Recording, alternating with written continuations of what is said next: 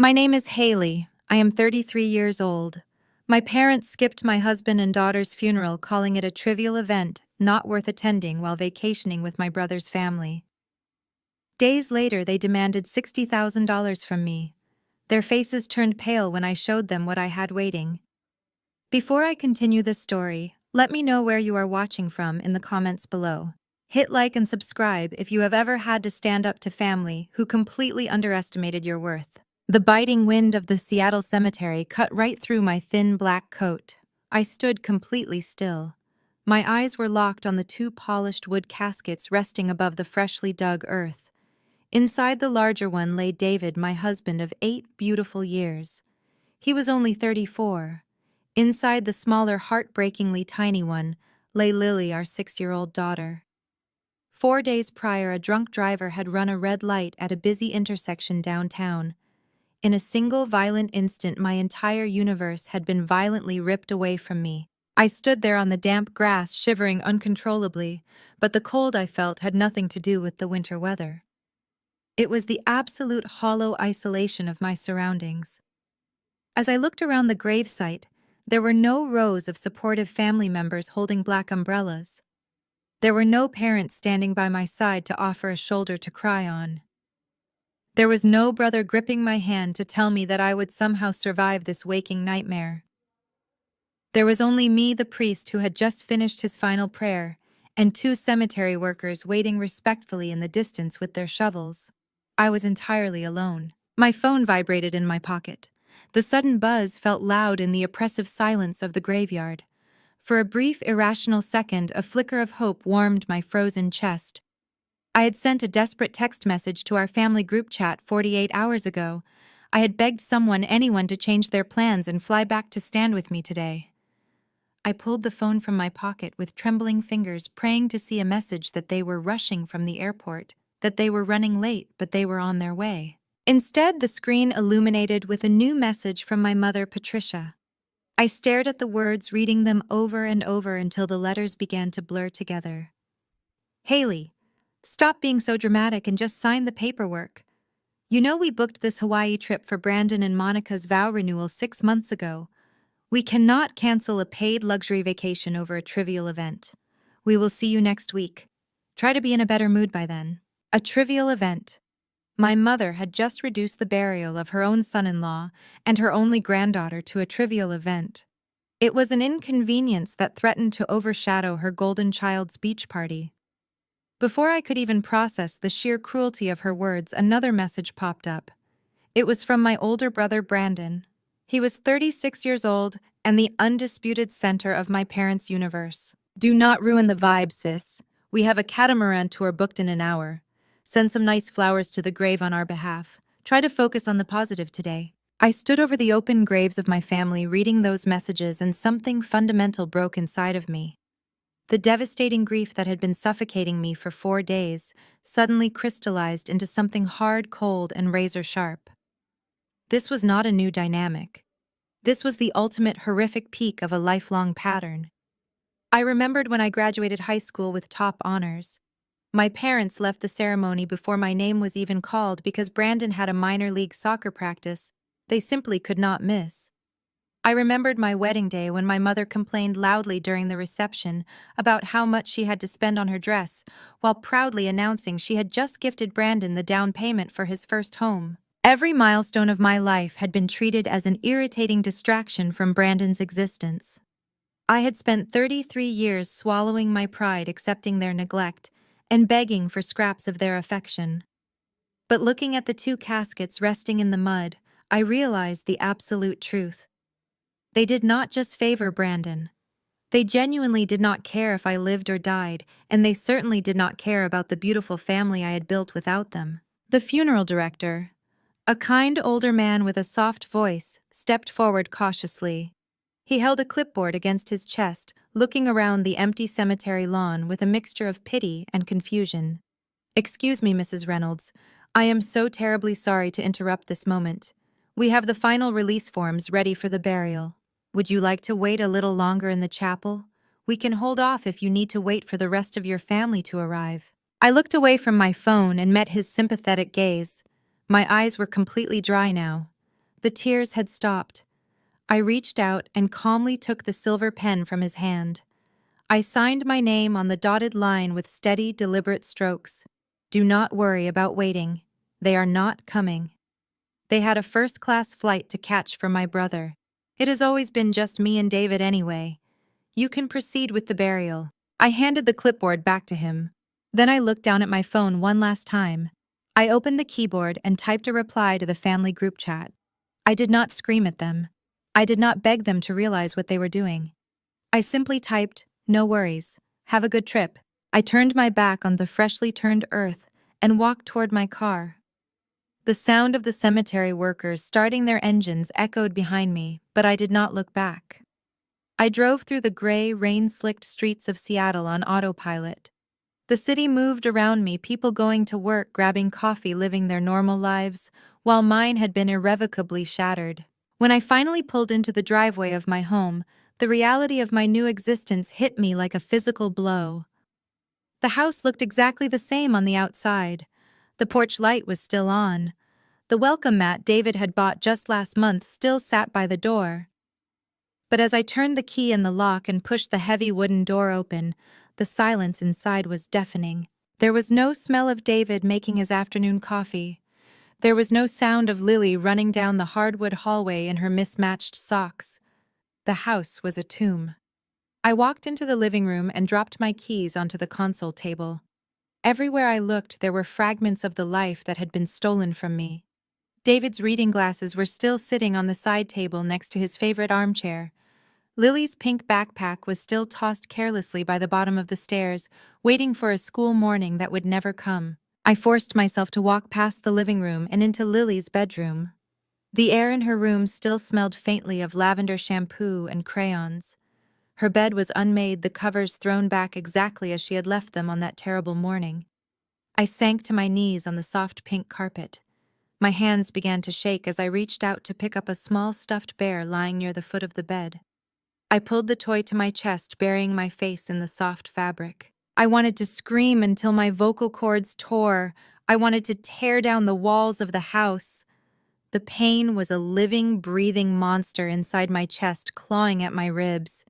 I had lost my entire world, and the people who were supposed to catch me when I fell had explicitly told me not to ruin their vacation vibe.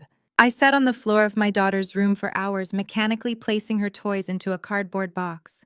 Each block, each doll, each storybook felt incredibly heavy. The sun began to set outside the window, casting long, dark shadows across the bedroom walls. The house grew freezing cold, but I did not have the energy to stand up and turn on the heating. I just sat there in the dark, surrounded by the physical evidence of my shattered heart. Suddenly, a sharp ping echoed from the home office down the hall. I froze. The sound was loud in the absolute quiet of the house. It was the distinct notification chime of my laptop receiving a priority email. I slowly stood up, my joints stiff and aching from the cold floor. I walked down the dark hallway and pushed open the door to the office. The bright glow of the computer monitor illuminated the dark room. I walked over to the desk and tapped the mouse pad to wake up the screen. I stared at the inbox, my breath catching in my throat. The email was from David. For a terrifying second, my mind played tricks on me. I thought there had been a mistake. I thought maybe he was still alive. But then I saw the scheduled delivery tag next to the timestamp. David was an incredibly meticulous man. He lived his life with precision and foresight. He had set up a dead man's switch on his private server, an automated protocol designed to send this specific email to my secure address in the event that his primary accounts went inactive for more than 72 hours. My hands trembled as I moved the cursor over the bold text. I clicked on the message to open it. There was no emotional farewell letter. There were no final words of comfort. There was only a single, heavily encrypted attachment and a subject line that made the blood run freezing cold in my veins. The subject line read, "I found what Brandon has been hiding. It is time to end this." I stood in the glowing light of the monitor, reading those words over and over again. My husband was gone, but he had left me one final message from beyond the grave. And as I stared at the screen, the crushing weight of my grief slowly gave way to a burning, unstoppable wave of determination. I clicked the mouse. A prompt appeared requesting a decryption key. David never left anything unprotected. I typed in the date of the day we met, a sequence of numbers only the two of us would ever recognize.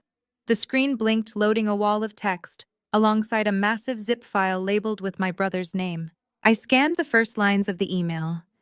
David had written it exactly the way he spoke, analytical, precise, but laced with that deep protective warmth he always reserved for me.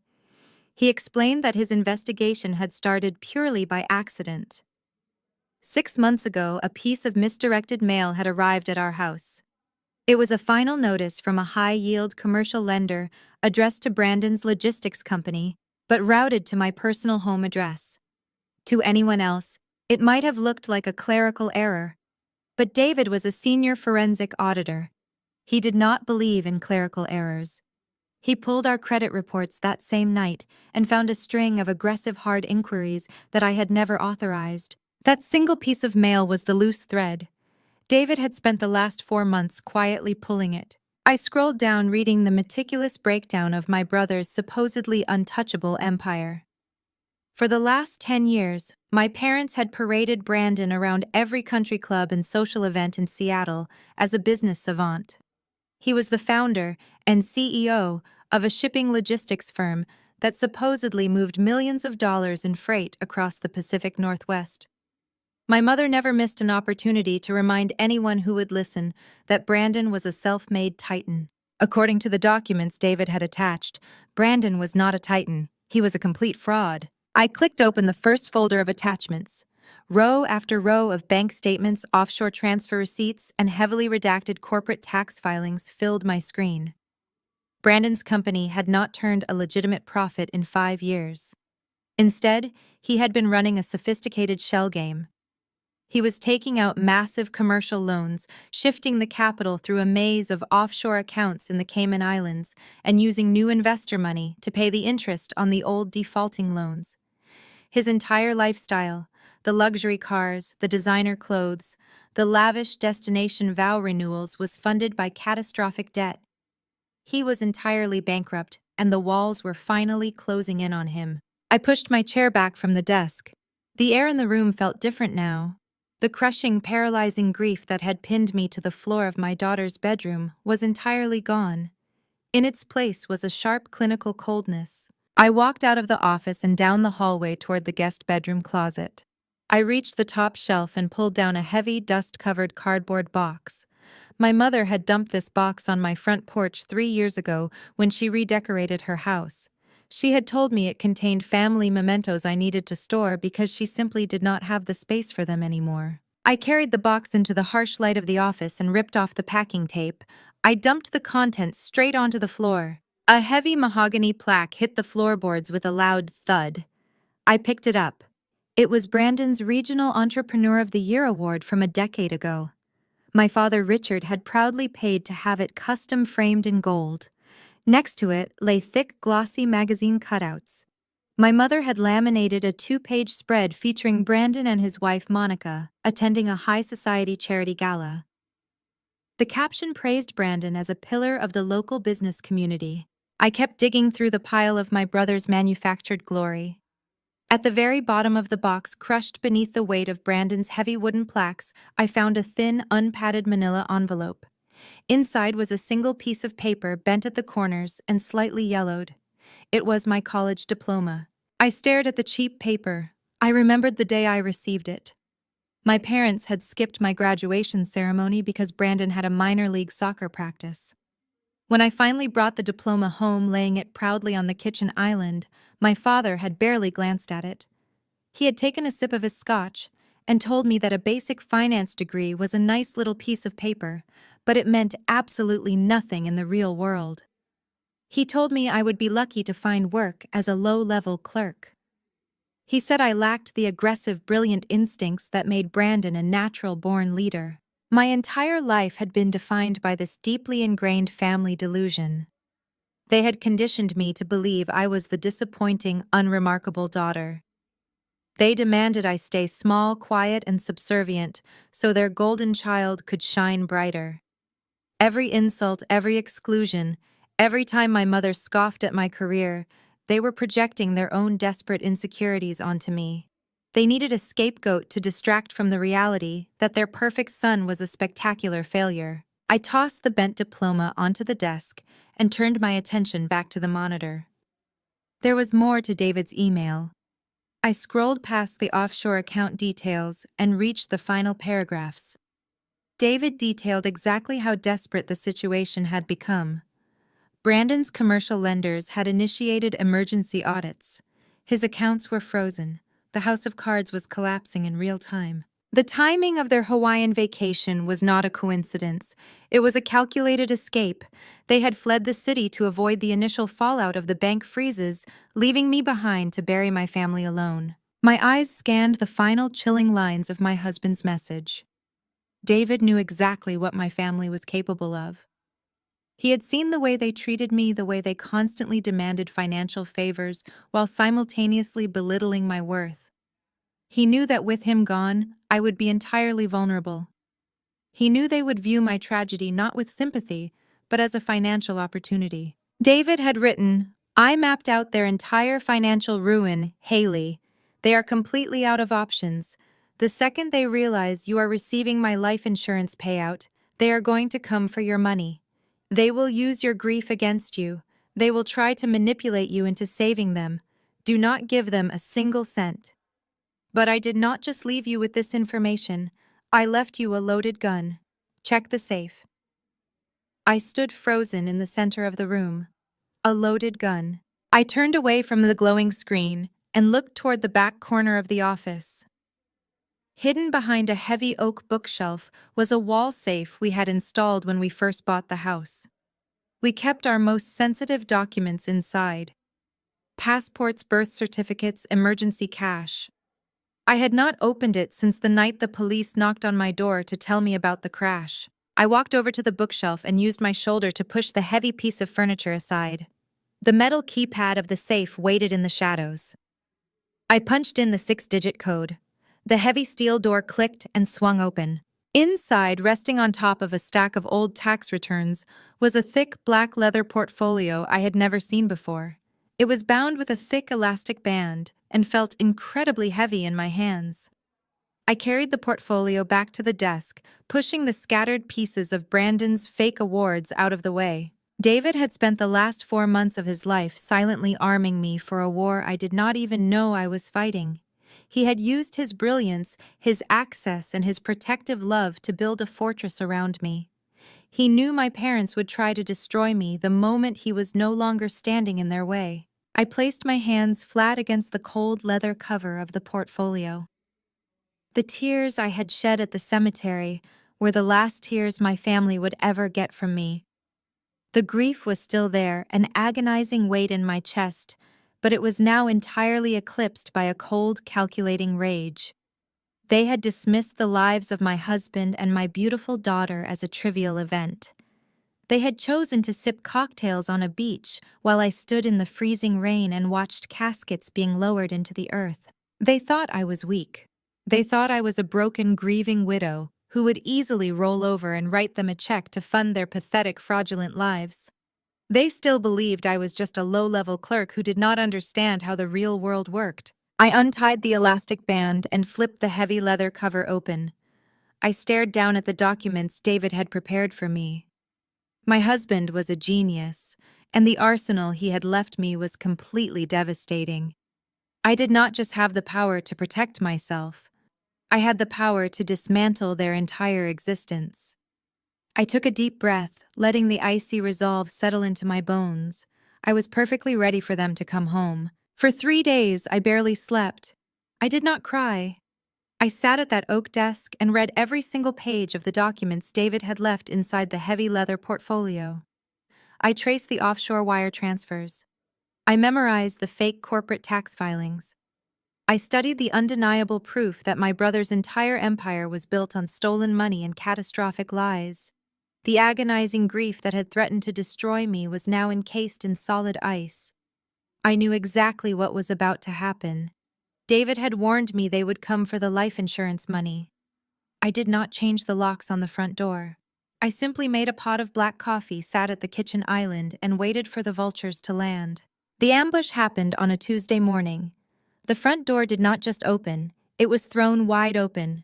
The loud, grating sound of heavy luggage wheels screeching across the pristine hardwood floors shattered the absolute silence of my house. Loud voices echoed down the hallway. My mother was complaining bitterly about the Seattle rain ruining her blowout. My father was loudly criticizing the rideshare driver who had brought them from the airport. Brandon and Monica were laughing about an inside joke from their first-class flight. Not a single voice was hushed.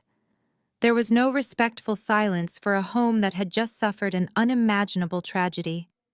They entered my house with the aggressive entitlement of an invading army. I remained perfectly still on the high stool at the kitchen island. My hands rested flat on the cool marble surface. The black leather portfolio sat heavily on my lap, hidden beneath the counter. I watched the hallway doorway, waiting for them to appear. Patricia walked into the kitchen first.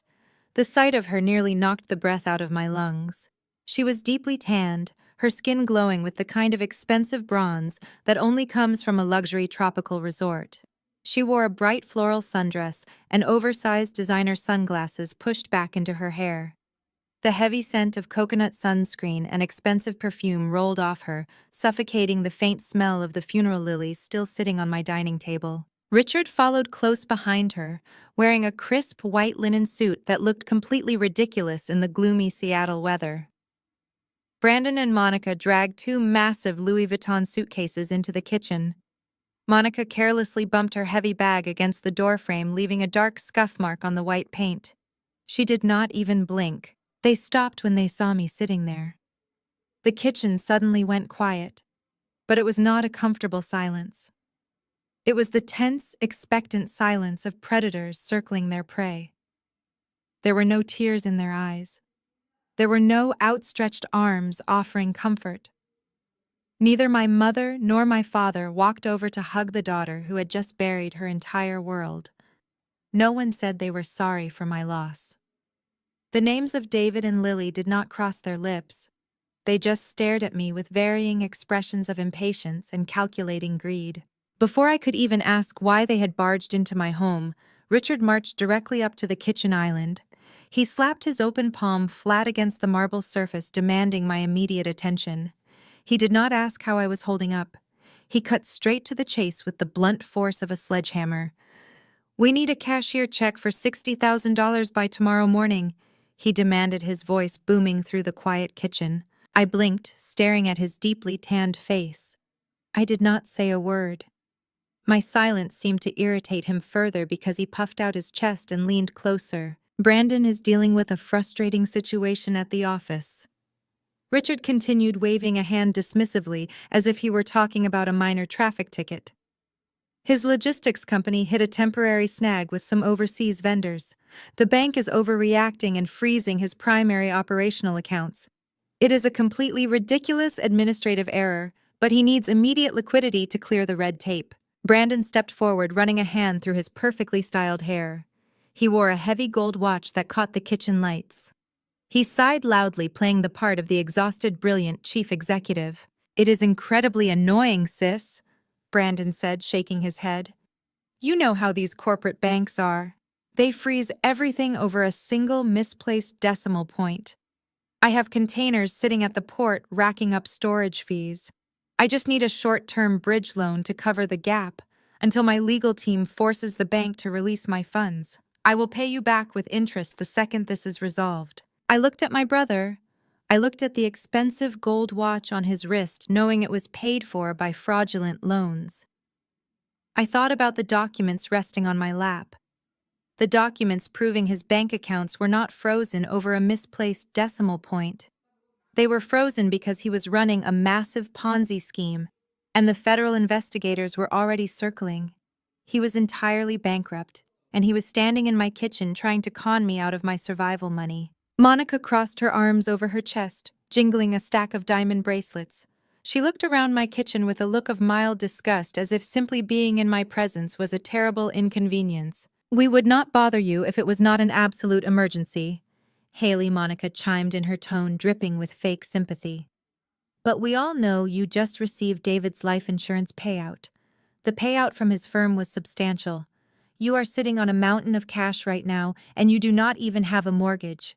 Writing a check for $60,000 should not be an issue for you. The sheer audacity of her statement hung in the air. They had been tracking my finances. While I was picking out a casket for my 6-year-old child, they were calculating exactly how much money I would receive from my husband's death. They had skipped the funeral because they were too busy partying on a beach, but they flew straight to my house the second they needed cash. They viewed David's tragic death as nothing more than a convenient ATM to fund Brandon's failing fraudulent lifestyle. I remained perfectly seated at the kitchen island. My face was completely devoid of emotion. I looked dead-eyed at the 4 people standing in my home. I looked at the dark tan lines on my mother's shoulders. I looked at the impatience tight around my father's mouth. I let the silence stretch out until the tension in the room became thick and suffocating. "My husband and my daughter are barely in the ground," I said. My voice was a low, dangerous whisper that did not sound like me at all. "I buried them alone 4 days ago. I stood in the freezing rain while strangers threw dirt over their caskets. And you barge into my home dragging your vacation luggage to ask me for $60,000 to fund a failing shipping company." Brandon flinched slightly at the word failing, but he quickly masked it with a scowl. Richard's face turned a deep shade of red. "How dare you speak to your brother that way?" Richard snapped, slamming his hand on the counter again. "He is a successful entrepreneur. He provides for this family. You have no idea the kind of pressure he is under right now. You are sitting here hoarding a massive insurance payout while your own brother is facing a minor cash flow crisis." I slowly shook my head. A minor cash flow crisis. Is that what we are calling it now? Patricia had finally heard enough. She marched forward, her designer heels clicking sharply against the floorboards. She pulled her oversized luxury purse off her shoulder and slammed it down hard onto the kitchen counter, right next to my cold cup of coffee. Her eyes flashed with absolute contempt. She looked at me not as a grieving mother, but as a stubborn obstacle standing in the way of her golden child's success. "Do not use your tragedy as an excuse to be selfish, Haley." Patricia scoffed, her voice sharp and vicious. "People lose their husbands every day.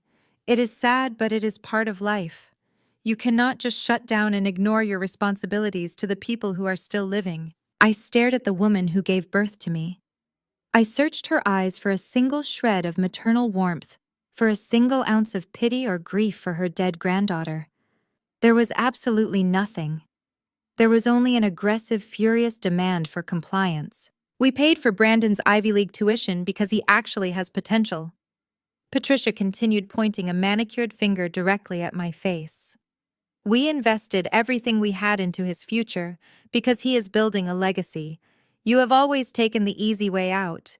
You took a comfortable little clerk job and married a comfortable little accountant.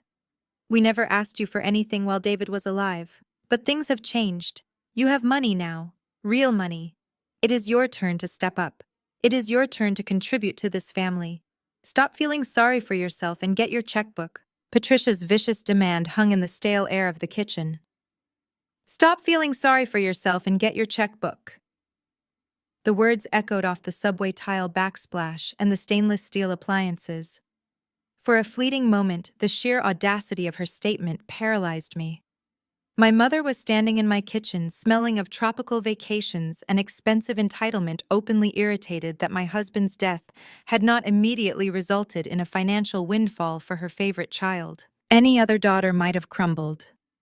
Any normal person would have dissolved into a puddle of tears, overwhelmed by the grotesque lack of empathy from their own blood. But I did not cry. The well of tears I had exhausted over the past 4 days was completely dry. In place of sorrow, a glacial, terrifying calm washed over my entire body. I felt the heavy leather portfolio resting on my lap, hidden just beneath the overhang of the marble island.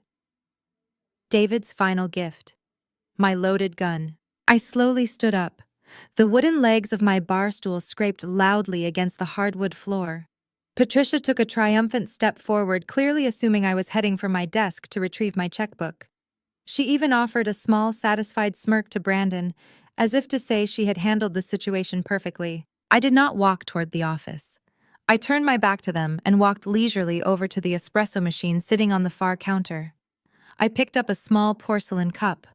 I engaged the grinder, letting the loud grinding noise of the coffee beans drown out whatever impatient sigh my father had just let out. I tamped the grounds, locked the portafilter into place, and flipped the switch. The machine hissed and rumbled. The rich, dark scent of espresso filled the kitchen, temporarily masking the overwhelming smell of Patricia's coconut sunscreen. My deliberate, unhurried movements were driving them absolutely insane. I could feel their furious glares burning into my back. Haley Richard barked, his voice laced with dangerous warning. "What on earth are you doing?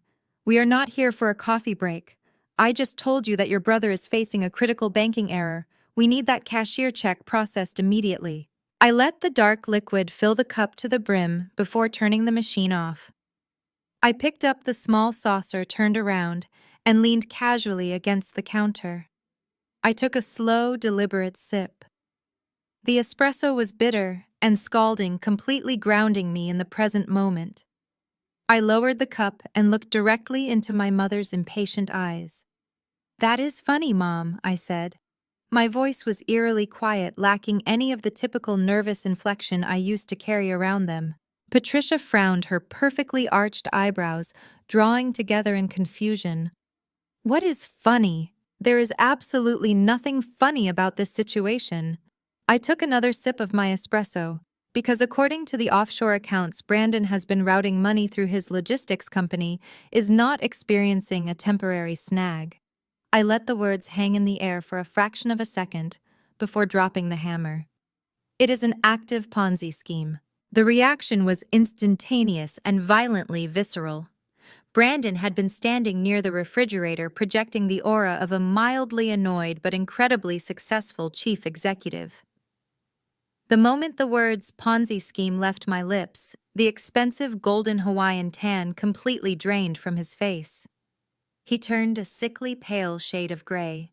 His eyes widened in absolute terror, and he physically stumbled backward, his shoulders slamming hard against the stainless steel door of the refrigerator. He looked like a man who had just stepped on a live landmine. For 3 heartbeats, the kitchen was completely silent. The only sound was the faint dripping of the espresso machine behind me. They were entirely paralyzed. The carefully constructed illusion they had maintained for 10 years had just been shattered with a single sentence. Then the defensive explosion erupted. Richard could not process the reality of my words. His entire worldview, his entire sense of pride and social standing was completely built upon the foundation of Brandon's imaginary success. To accept my statement meant accepting his own ruin. He lunged forward, his face turning a mottled, furious shade of purple. He thrust a thick finger directly at my face, a vein bulging dangerously on the side of his neck. "How dare you accuse your brother of financial mismanagement?" Richard roared, his voice shaking the glass pendants hanging over the island. "He is a CEO. He runs a multi-million-dollar corporation. You are a glorified clerk.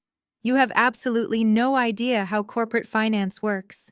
You do not understand the complexities of international logistics and high-level banking." He stepped closer, trying to use his physical size to intimidate me, a tactic that had worked perfectly when I was a teenager.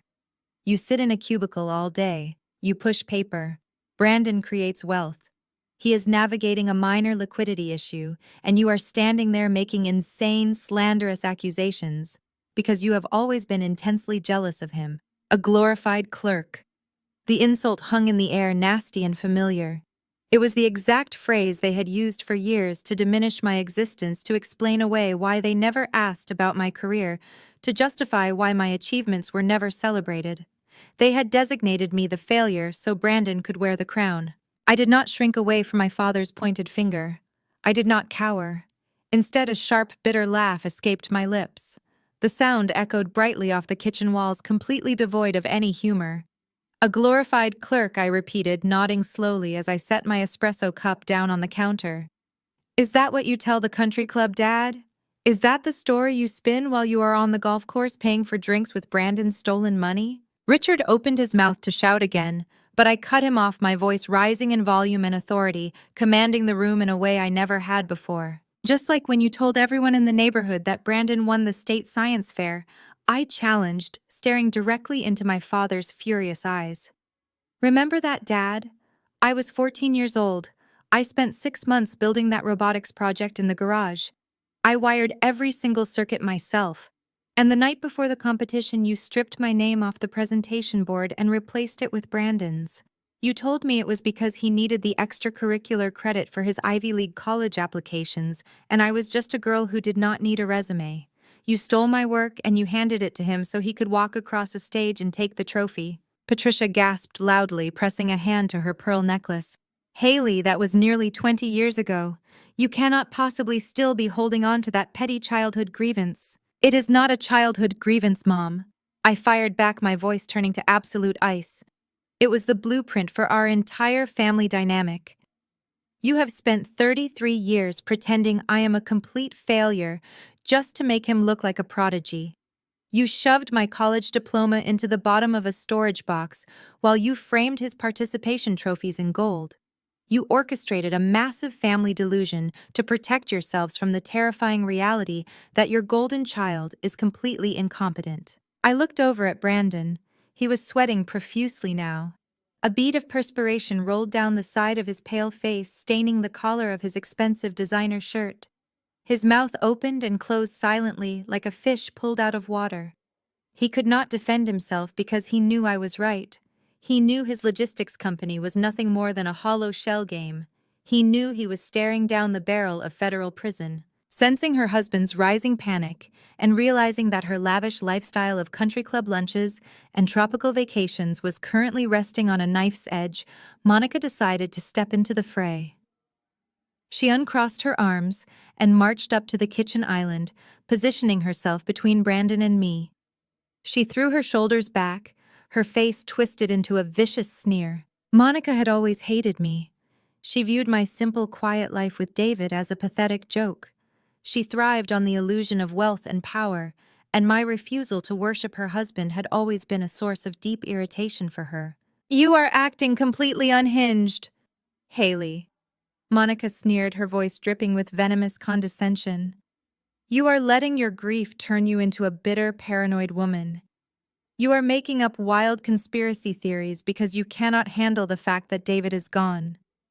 I narrowed my eyes at her, my pulse remaining perfectly steady. "Keep my husband's name out of your mouth, Monica." She ignored the warning, emboldened by my parents' presence in the room. She leaned over the marble island, her eyes flashing with a desperate, calculating greed. "David would not want you hoarding his money out of spite, Haley." Monica continued, weaponizing the memory of the man I had just buried.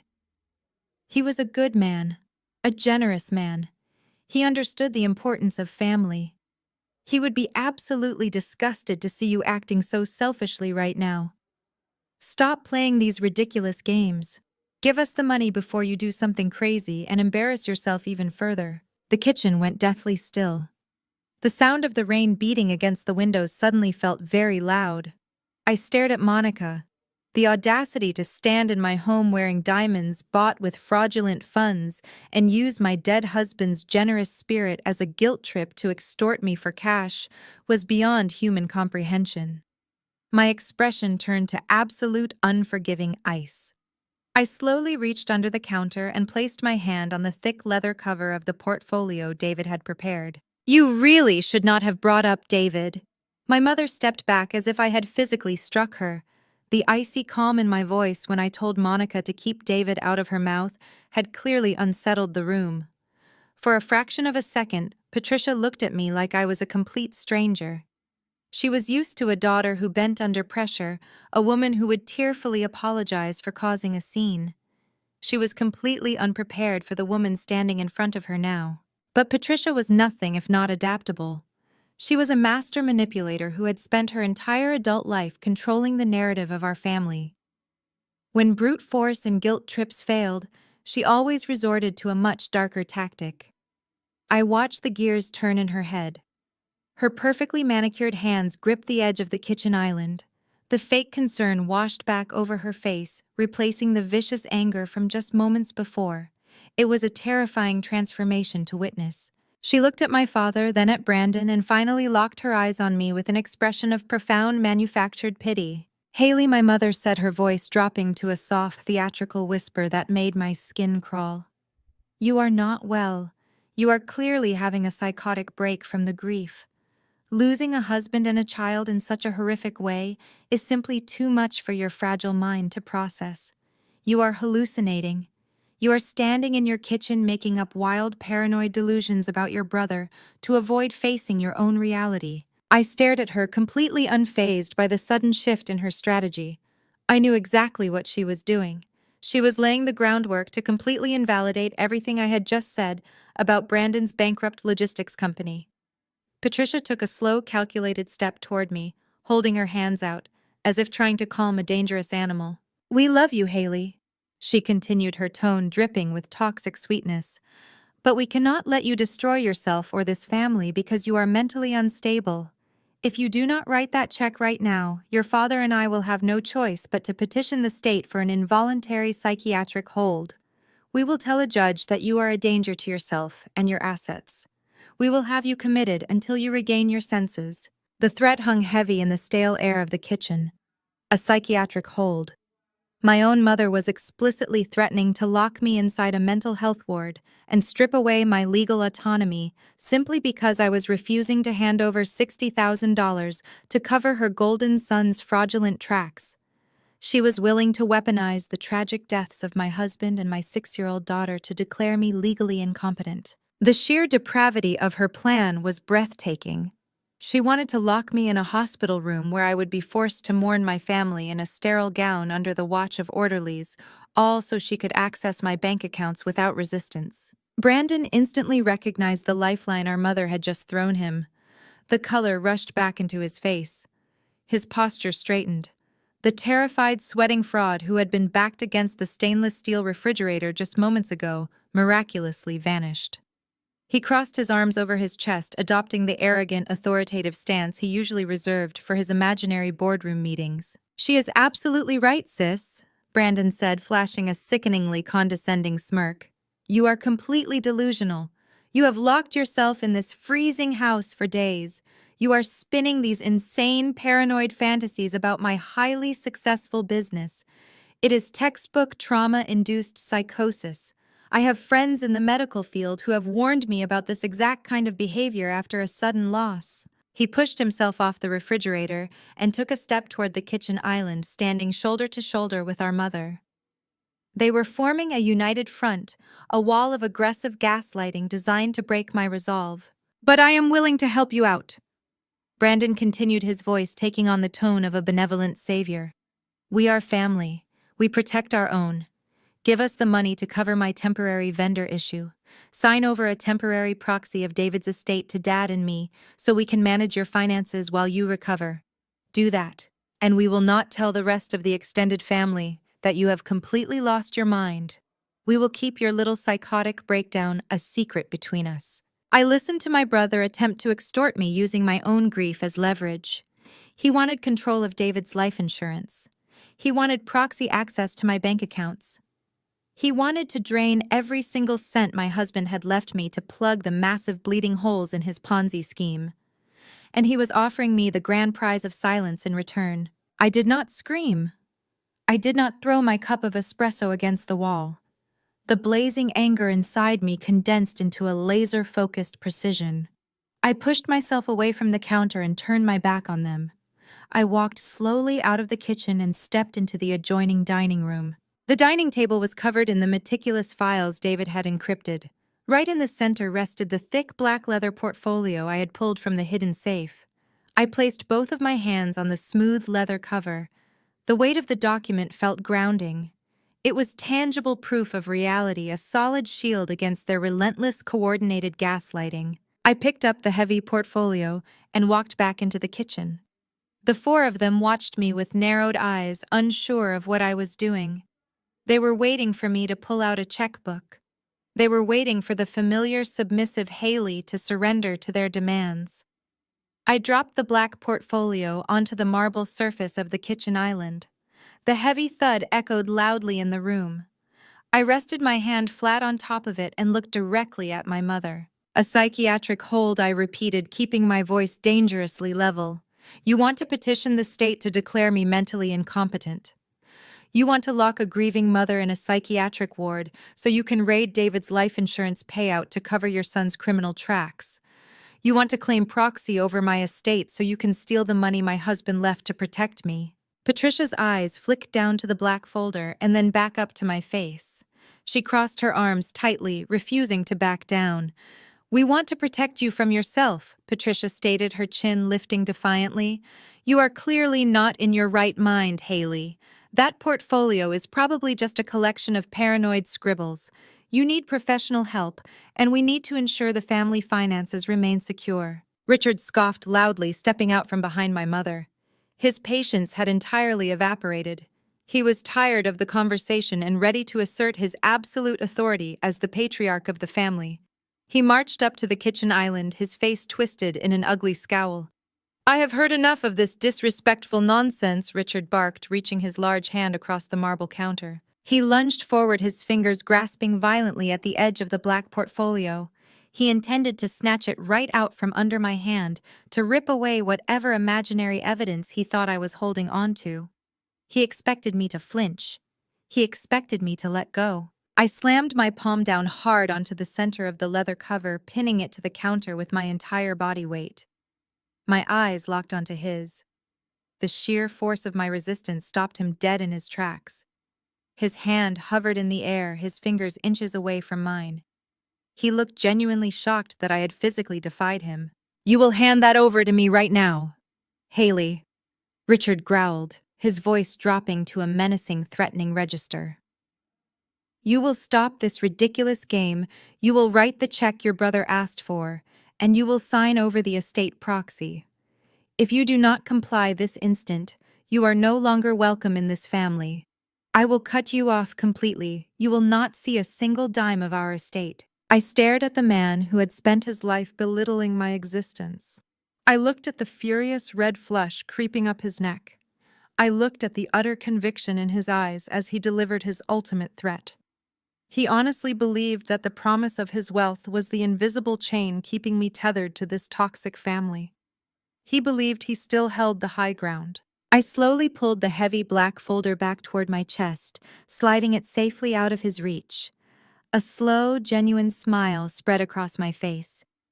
The expression felt completely foreign on my features, but it was impossible to contain. The irony of his threat was absolutely spectacular. Cut me out of the will, I asked, my voice carrying a light, almost conversational tone. I tilted my head and looked right into his eyes. Dad, you haven't had an estate to leave me for 5 years. Patricia's vicious demand hung in the stale, heavy air of the kitchen. Stop feeling sorry for yourself and get your checkbook. The words echoed off the subway tile backsplash and the cold stainless steel appliances. For a fleeting moment, the sheer audacity of her statement paralyzed me. My mother was standing in my kitchen, smelling of tropical vacations and expensive entitlement, openly irritated that my husband's death had not immediately resulted in a financial windfall for her favorite child. She had not asked how I survived the funeral. She had not asked how I was sleeping. She only cared about the liquidity of my grief. Any other daughter might have crumbled under the weight of that heartless demand. Any normal person would have dissolved into a puddle of tears, overwhelmed by the grotesque lack of empathy from their own blood. But I did not cry. The well of tears I had exhausted over the past 4 days was completely dry. In place of sorrow, a glacial, terrifying calm washed over my entire body. I felt the heavy leather portfolio resting on my lap, hidden just beneath the overhang of the marble island. David's final gift. My loaded gun. I slowly stood up. The wooden legs of my bar stool scraped loudly against the hardwood floor, the sound sharp and jarring. Patricia took a triumphant step forward, clearly assuming I was heading for my home office to retrieve my checkbook. She even offered a small, satisfied smirk to Brandon, as if to say she had handled the situation perfectly, expertly bullying the weak link of the family into submission. I did not walk toward the office. I turned my back to them and walked leisurely over to the espresso machine sitting on the far counter. I picked up a small porcelain cup. I engaged the grinder, letting the loud, aggressive noise of the coffee beans drown out whatever impatient sigh my father had just let out. I tamped the grounds with precise, practiced movements, locked the portafilter into place, and flipped the silver switch. The machine hissed and rumbled. The rich, dark scent of espresso filled the kitchen, temporarily masking the overwhelming smell of Patricia's coconut sunscreen. My deliberate, unhurried movements were driving them absolutely insane. I could feel their furious glares burning holes into my back. Haley Richard barked, his voice laced with dangerous warning. "What on earth are you doing? We are not here for a coffee break. I just told you that your brother is facing a critical banking error. We need that cashier check processed immediately. The bank closes at 5. I let the dark liquid fill the cup to the brim before turning the machine off. I picked up the small saucer, turned around, and leaned casually against the counter. I took a slow, deliberate sip. The espresso was bitter and scalding, completely grounding me in the present moment. I lowered the cup and looked directly into my mother's impatient eyes. "That is funny, Mom," I said. My voice was eerily quiet, completely lacking any of the typical nervous inflection I used to carry around them. It was steady and flat. Patricia frowned, her perfectly arched eyebrows drawing together in confusion. "What is funny?" "There is absolutely nothing funny about this situation. Your brother's livelihood is on the line." I took another sip of my espresso, taking my time. Because according to the offshore accounts Brandon has been routing money through his logistics company, is not experiencing a temporary snag. I let the words hang in the air for a fraction of a second before dropping the hammer. It is an active Ponzi scheme. The reaction was instantaneous and violently visceral. Brandon had been standing near the refrigerator, projecting the aura of a mildly annoyed but incredibly successful chief executive. The moment the words Ponzi scheme left my lips, the expensive golden Hawaiian tan completely drained from his face. He turned a sickly pale shade of gray. His eyes widened in absolute primal terror, and he physically stumbled backward, his shoulders slamming hard against the stainless steel door of the refrigerator. He looked exactly like a man who had just stepped on a live landmine. For 3 heartbeats, the kitchen was completely silent. The only sound was the faint dripping of the espresso machine behind me. They were entirely paralyzed. The carefully constructed illusion they had maintained for 10 years had just been shattered with a single sentence. Then the defensive explosion erupted. Richard could not process the reality of my words. His entire worldview, his entire sense of pride and social standing was completely built upon the foundation of Brandon's imaginary success. To accept my statement meant accepting his own profound failure as a father and a mentor. He lunged forward, his face turning a mottled, furious shade of purple. He thrust a thick finger directly at my face, a vein bulging dangerously on the side of his neck. "How dare you accuse your brother of financial mismanagement?" Richard roared, his voice shaking the glass pendants hanging over the island. "He is a CEO. He runs a multi-million-dollar corporation. You are a glorified clerk. You have absolutely no idea how corporate finance works.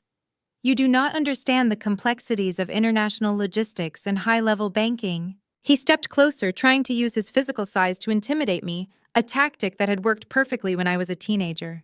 "You sit in a cubicle all day. You push paper. Brandon creates wealth. He employs hundreds of people. He is navigating a minor liquidity issue, and you are standing there making insane, slanderous accusations because you have always been intensely jealous of him. A glorified clerk." The insult hung in the air, nasty and familiar. It was the exact phrase they had used for years to diminish my existence, to explain away why they never asked about my career, to justify why my achievements were never celebrated. They had designated me the failure so Brandon could wear the crown without competition. I did not shrink away from my father's pointed finger. I did not cower or look at the floor. Instead, a sharp, bitter laugh escaped my lips. The sound echoed brightly off the kitchen walls, completely devoid of any humor. "A glorified clerk," I repeated, nodding slowly as I set my espresso cup down on the counter. "Is that what you tell the country club, Dad?" Is that the story you spin while you are on the golf course paying for drinks with Brandon's stolen money? Richard opened his mouth to shout again, but I cut him off, my voice rising in volume and authority, commanding the room in a way I never had before. Just like when you told everyone in the neighborhood that Brandon won the state science fair, I challenged, staring directly into my father's furious eyes. Remember that, Dad? I was 14 years old. I spent 6 agonizing months building that robotics project in the garage. I coded the software. I wired every single circuit myself. I bled over that machine.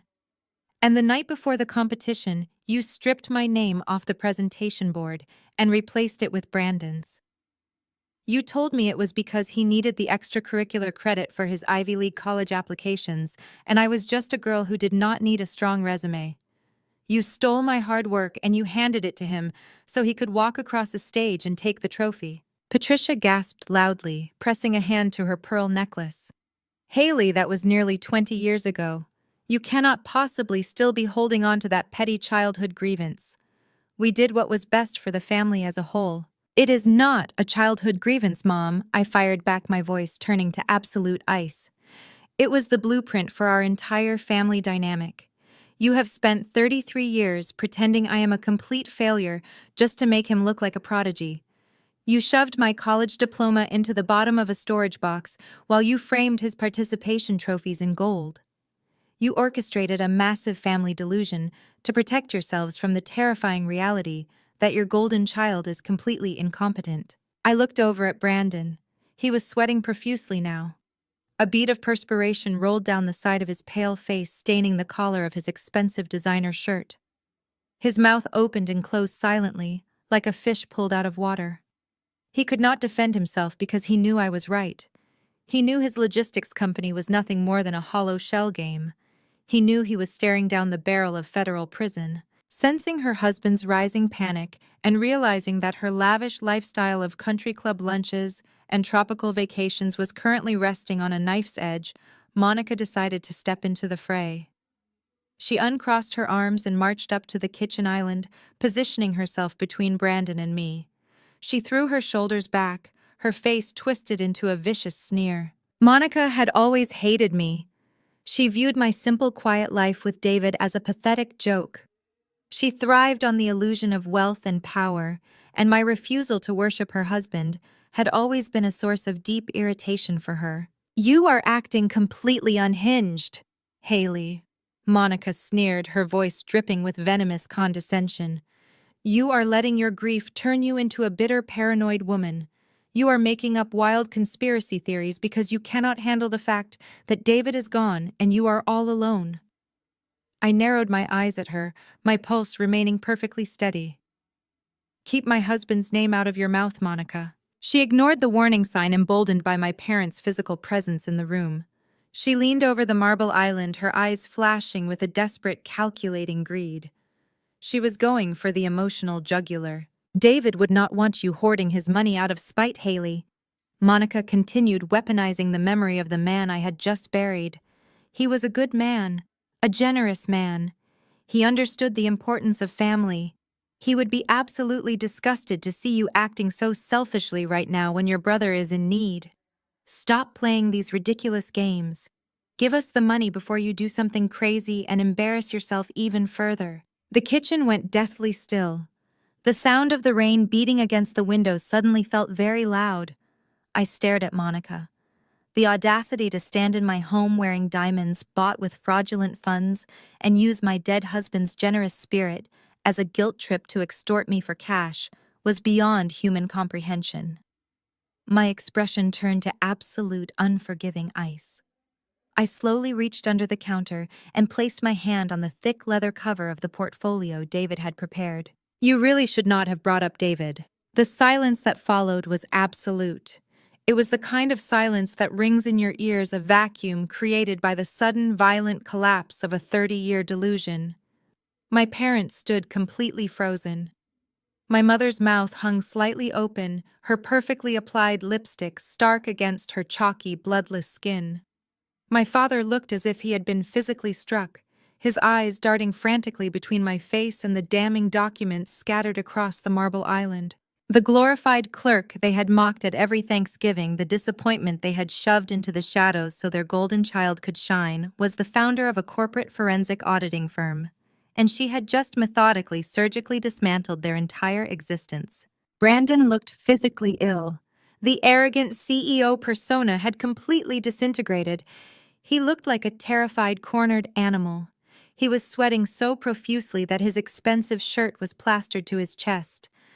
He took another shaky step backward, his eyes darting toward the hallway as if calculating whether he could simply turn and run out the front door before the police arrived. Monica, who had been so eager to weaponize my dead husband's memory just moments ago, was suddenly completely silent.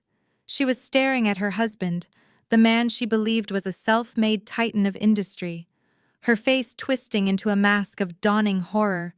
The luxury cars, the destination vow renewals, the designer clothes. She suddenly understood that none of it belonged to them. It was all stolen. I let them drown in the silence. I let the reality of their situation wrap tightly around their throats. They had walked into a grieving mother's house demanding money armed with arrogance and entitlement, and they had walked right into a meticulously laid trap. I placed my hands flat on the cool marble, leaning slightly forward. The icy calm in my chest was absolute. David spent the last 4 months of his life pulling apart every single layer of your financial existence. Brandon, I said, my voice steady and completely devoid of pity. He tracked every offshore wire transfer. He mapped every fabricated tax return. He documented exactly how you shifted new investor capital to pay off the defaults on your older commercial loans. He built a comprehensive, undeniable federal case file on your Ponzi scheme, and he did it all while eating breakfast at this very kitchen island. Brandon swallowed hard, a visible gulp that bobbed his Adam's apple. He raised a shaking hand, wiping the sweat from his forehead. Haley, please. Brandon choked out, his voice cracking. It was just a mistake. I got in over my head. The market shifted and I just needed to borrow a little capital to keep the logistics contracts afloat. I was going to pay it all back. I was going to pay you back. You have to believe me. We are family. A mistake. I repeated, my tone turning dangerously sharp. A mistake is forgetting to file an extension on your taxes. A mistake is missing a payment on a credit card. You stole my social security number. You forged my signature. You dragged our parents into a notary office to legally bind their assets to your fraudulent debt. That is not a mistake, Brandon. That is a calculated multi-year criminal enterprise. Richard suddenly stepped forward, his movements jerky and uncoordinated. The aggressive patriarch who had threatened to cut me out of his will was entirely gone. He looked old, broken, and deeply terrified. He reached out a trembling hand, stopping just inches from the stack of documents. Haley, Richard pleaded, his voice carrying a desperate, fragile tremor I had never heard before. If those documents go to the authorities, Brandon will go to federal prison. They will take his company. They will take his house. They will take everything. I looked at my father, feeling a strange, dark sense of satisfaction. I already told you, Dad. He has no company. He has no house. It is all built on catastrophic debt. And as for federal prison, I think that is exactly where a man who steals $250,000 from his sister belongs. Patricia let out a loud, agonizing wail. She rushed forward, grabbing Richard's arm and burying her face in his shoulder. She was finally crying, but they were not tears of remorse for her actions. They were tears of pure, selfish terror. She was mourning the loss of her country club status, her imaginary wealth, and her golden child's manufactured glory. You cannot do this, Haley, Patricia sobbed, looking up at me with mascara running down her cheeks. You cannot destroy your brother. You cannot destroy our family. We will lose our home. We will be out on the street. You have all this money now from David's insurance. You own this huge auditing firm. You are rich. You can afford to cover that loan. You can make this all go away. Please, you have to save us. The absolute audacity of her plea hung in the air. She was begging me to use the money my husband left to protect me, to use the wealth I had built entirely on my own to cover the crimes they committed against me. She still expected me to play the role of the subservient daughter, sacrificing my own security to shield Brandon from the consequences of his actions. I stood up perfectly straight, looking down at the four people cowering in my kitchen. The grief for David and Lily was still there, a heavy, agonizing weight in my chest, but it was currently entirely eclipsed by a cold, calculating rage. "I am not going to save you, Mom," I said, my voice dropping to a harsh, unforgiving whisper.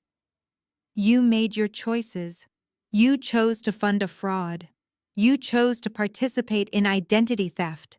You chose to walk into this house 4 days after I buried my child and try to extort me for cash using threats of psychiatric holds. You dug this grave yourselves." I reached across the island and gathered the highlighted bank records, the security footage printouts, and the foreclosure notices.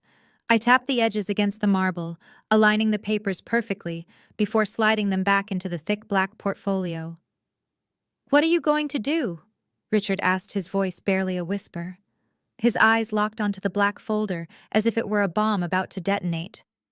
I tied the heavy elastic band around the portfolio, securing the documents inside. "I already sent the complete digital file to the federal authorities yesterday morning," I stated, watching the final shred of hope drain from their faces. David organized everything perfectly. The offshore accounts, the forged signatures, the notary footage. The investigators have it all. They are probably freezing your personal accounts as we speak. Brandon let out a strangled, pathetic sound and slumped against the counter, burying his face in his hands. Monica backed away from him, her eyes wide with disgust, already calculating her own exit strategy. "You have about 24 hours before the federal agents knock on your door," I continued, my voice carrying the absolute finality of a judge delivering a sentence. "I suggest you use that time to find a very good defense attorney.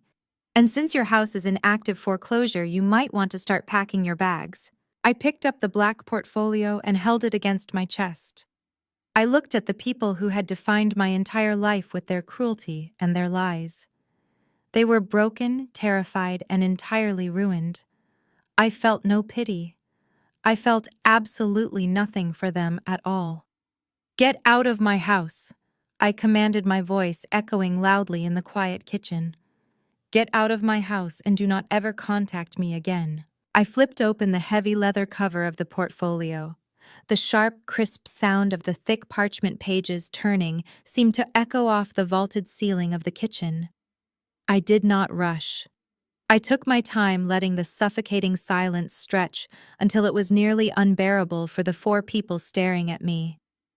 I bypassed the first few sections of David's meticulous auditing notes and pulled out a stack of documents clipped together with a heavy binder clip. I slid the stack across the smooth marble surface of the island, stopping it right in front of Brandon.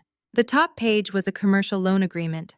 Highlighted in bright, undeniable yellow was $250,000. I tapped my index finger directly on the highlighted figure. 6 months ago, I stated, my voice echoing with a surgical, detached precision.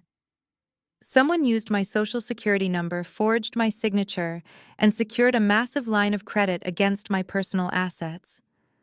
They used my immaculate financial standing as the primary guarantor to inject a desperate influx of cash into a failing corporate account. Brandon stared down at the paper. The remaining color drained completely from his face, leaving him a sickening ashen white.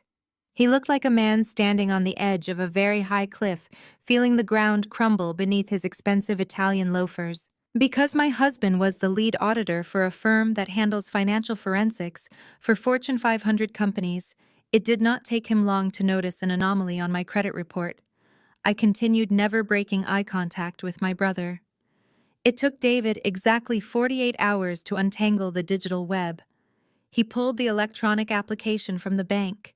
He tracked the digital footprint. He traced the exact IP address of the submitted application right back to the private router sitting on your desk in your leased executive office, Brandon. The physical reaction was immediate. Brandon began to sweat profusely, large drops forming along his hairline and rolling down his temples. He stumbled backward, his hands coming up in a frantic defensive gesture. He bumped into the kitchen counter, his eyes darting wildly toward the hallway leading to the front door. He was a cornered animal frantically searching for an escape route that did not exist. "You cannot prove anything," Brandon stammered, his voice climbing an octave in pure panic. Anyone could have hacked my network. Anyone could have used my office Wi-Fi to submit that application. You have absolutely no proof that I submitted those digital forms. It is your word against mine. Besides, the loan required an in-person signature for the guarantor. The bank would never approve a line of credit that large without physical verification. The paperwork was signed in person. You have nothing. He was clinging to the technicalities of the crime, desperately hoping the bureaucratic requirements of the bank would provide him with a shield of reasonable doubt. He truly believed that a grieving widow would lack the resources or the mental fortitude to challenge a complex commercial loan agreement. I did not blink. I did not raise my voice. I simply reached into the black leather portfolio a second time. I do not need to prove it to the police, Brandon, I said smoothly. I pulled out a sleek silver tablet that David had secured inside the back pocket of the folder. I set it flat on the marble counter. I tapped the screen, entering the passcode with steady fingers. I opened the media file David had prepared specifically for this moment. I slid the tablet across the island, positioning it right next to the forged loan documents. I looked up at Brandon, watching his chest heave with panicked, shallow breaths.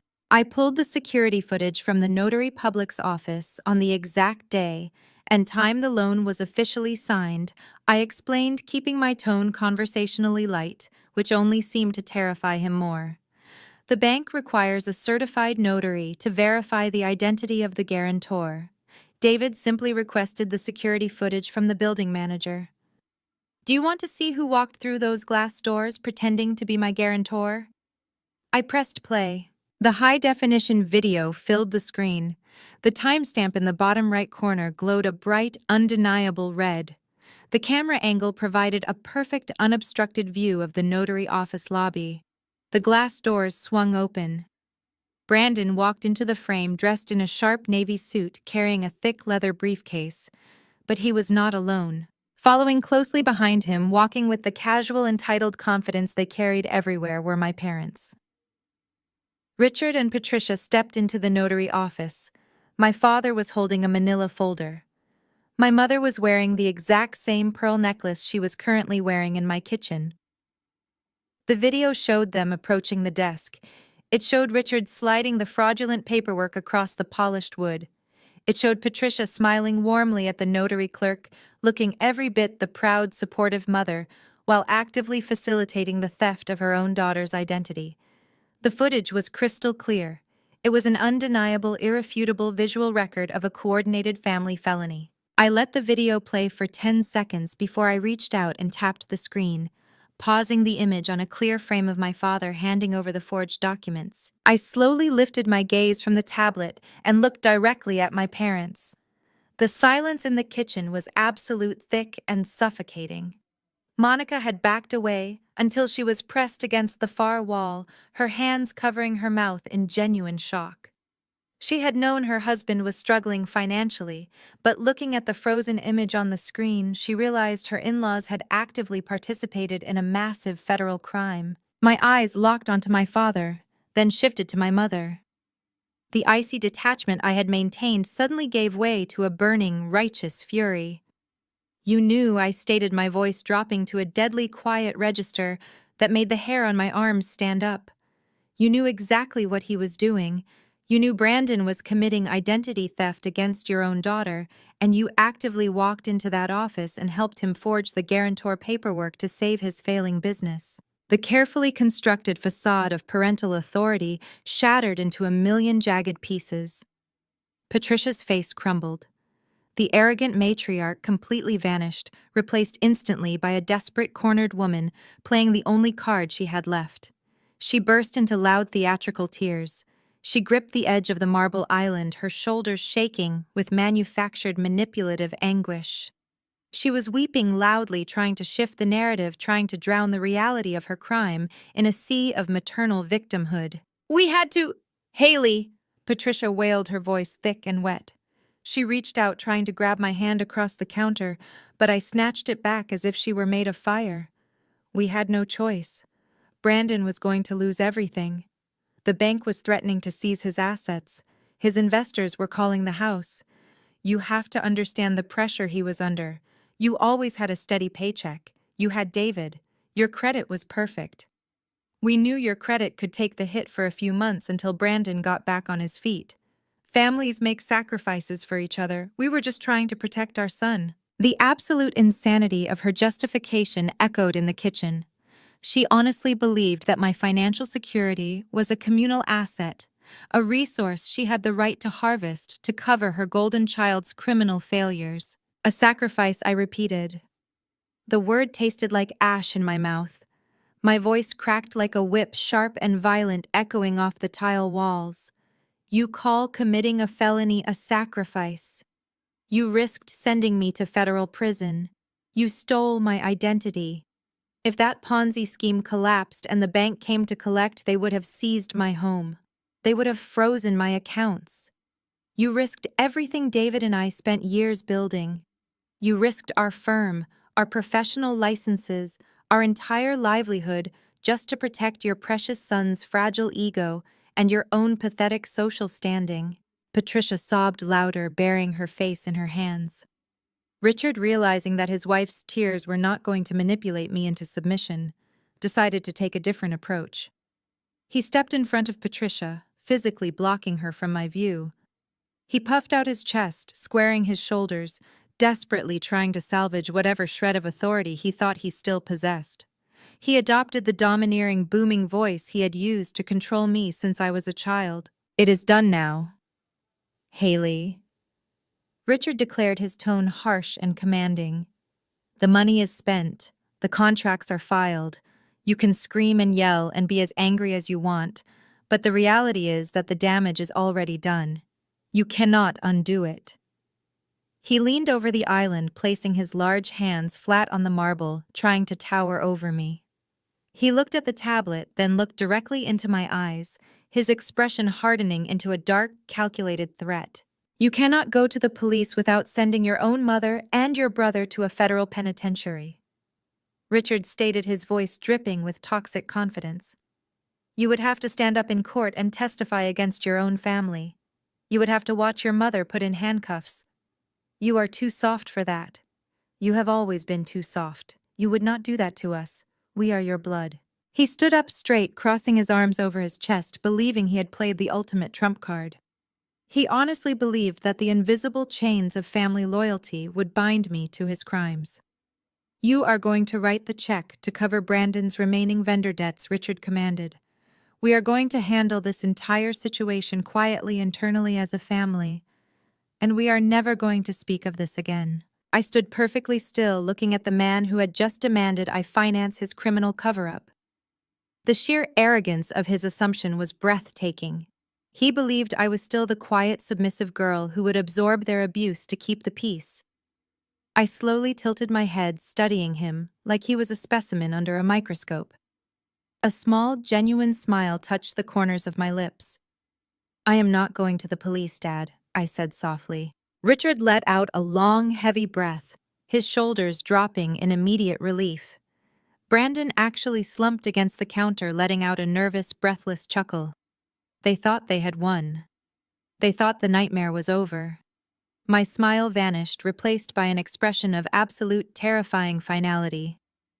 "I am not going to the police," I repeated, my voice dropping to a whisper that cut through the room like a razor blade. "David already took care of it." The video playing on the sleek silver tablet was entirely silent, but the visual evidence screamed louder than any confession. The high-definition security footage captured the exact moment my father stepped up to the notary's mahogany desk. It clearly showed Richard pulling the forged loan application from his manila folder and sliding it across the polished surface. It showed Patricia standing right beside him, wearing the exact same pearl necklace she was currently wearing in my kitchen, smiling warmly at the clerk. They looked like a picture-perfect, supportive family conducting routine business. In reality, they were actively facilitating the theft of their own daughter's identity. I tapped the screen, pausing the video on a crystal-clear frame of my father's hand resting on the fraudulent paperwork. I slowly lifted my gaze from the tablet and looked directly at my parents. The silence in the kitchen was absolute, thick and suffocating. "You knew," I stated. My voice was deadly calm, stripped of all emotion, sounding completely unrecognizable even to myself. You knew exactly what he was doing. You knew Brandon was committing identity theft against your own daughter, and you actively walked into that office and helped him forge the guarantor paperwork to save his failing business. The carefully constructed facade of parental authority they had worn my entire life shattered into a million jagged pieces. Patricia's face crumbled. The arrogant matriarch completely vanished, replaced instantly by a desperate cornered woman playing the only card she had left in her deck. Patricia burst into loud theatrical tears. She gripped the edge of the marble island, her shoulders shaking with manufactured manipulative anguish. She was weeping loudly, trying to shift the narrative, trying to drown the reality of her federal crime in a sea of maternal victimhood. "We had to, Haley." Patricia wailed, her voice thick and wet. She reached out, trying to grab my hand across the counter, but I snatched it back, as if her skin were made of fire. "We had no choice. Brandon was going to lose everything. The bank was threatening to seize his assets. You have to understand the pressure he was under. You always had a steady paycheck. You had David. Your credit was perfect. We knew your credit could take the hit for a few months until Brandon got back on his feet. Families make sacrifices for each other. We were just trying to protect our son." The absolute insanity of her justification echoed off the kitchen walls. She honestly believed that my financial security was a communal asset, a resource she had the right to harvest without my consent to cover her golden child's criminal failures. A sacrifice, I repeated. The word tasted like ash in my mouth. My voice cracked like a whip, sharp and violent, cutting right through her theatrical sobbing. "You call committing a felony a sacrifice. You risked sending me to federal prison. You stole my identity. If that Ponzi scheme collapsed and the bank came to collect, they would have seized my home.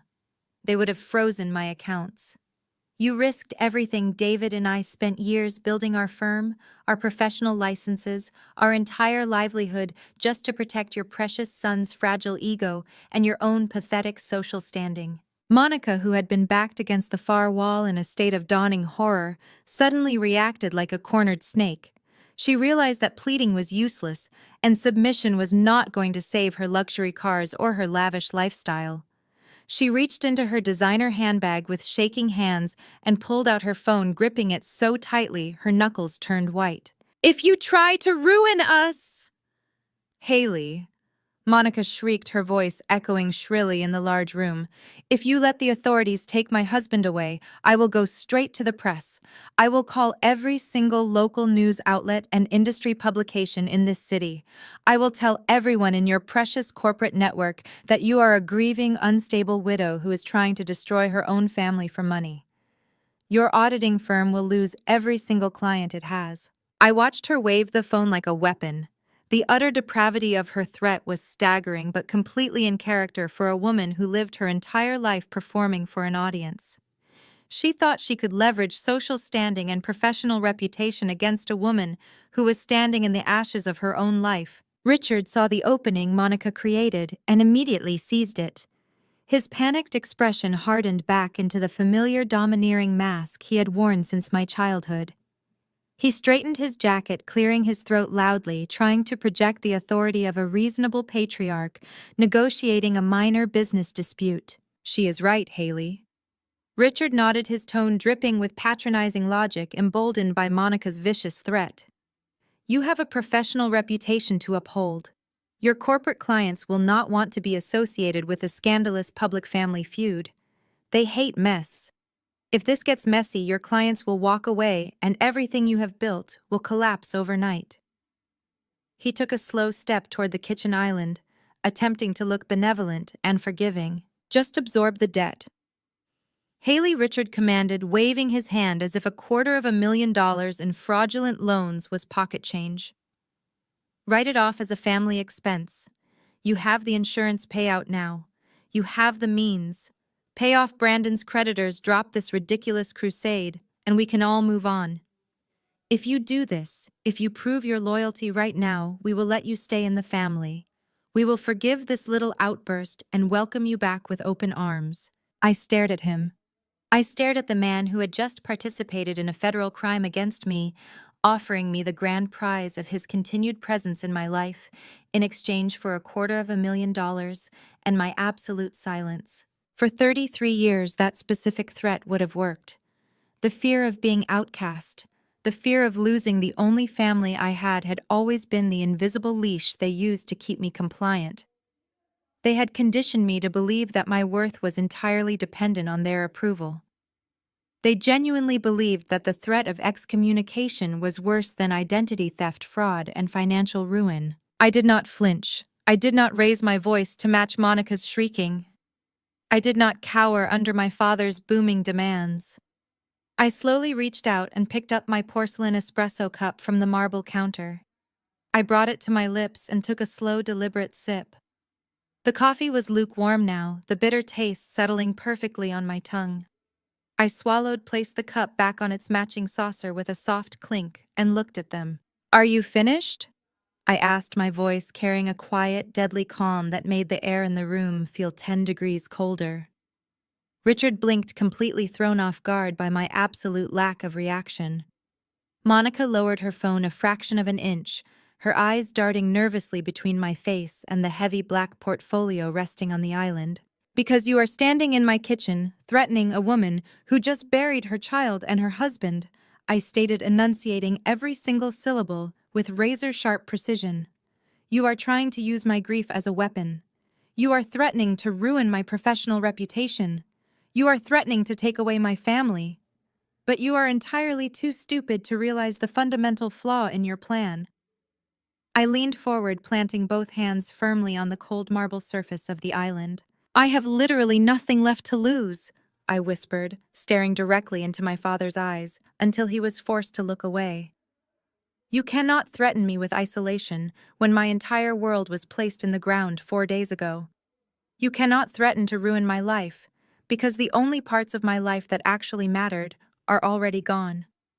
The worst thing that could possibly happen to a human being has already happened to me.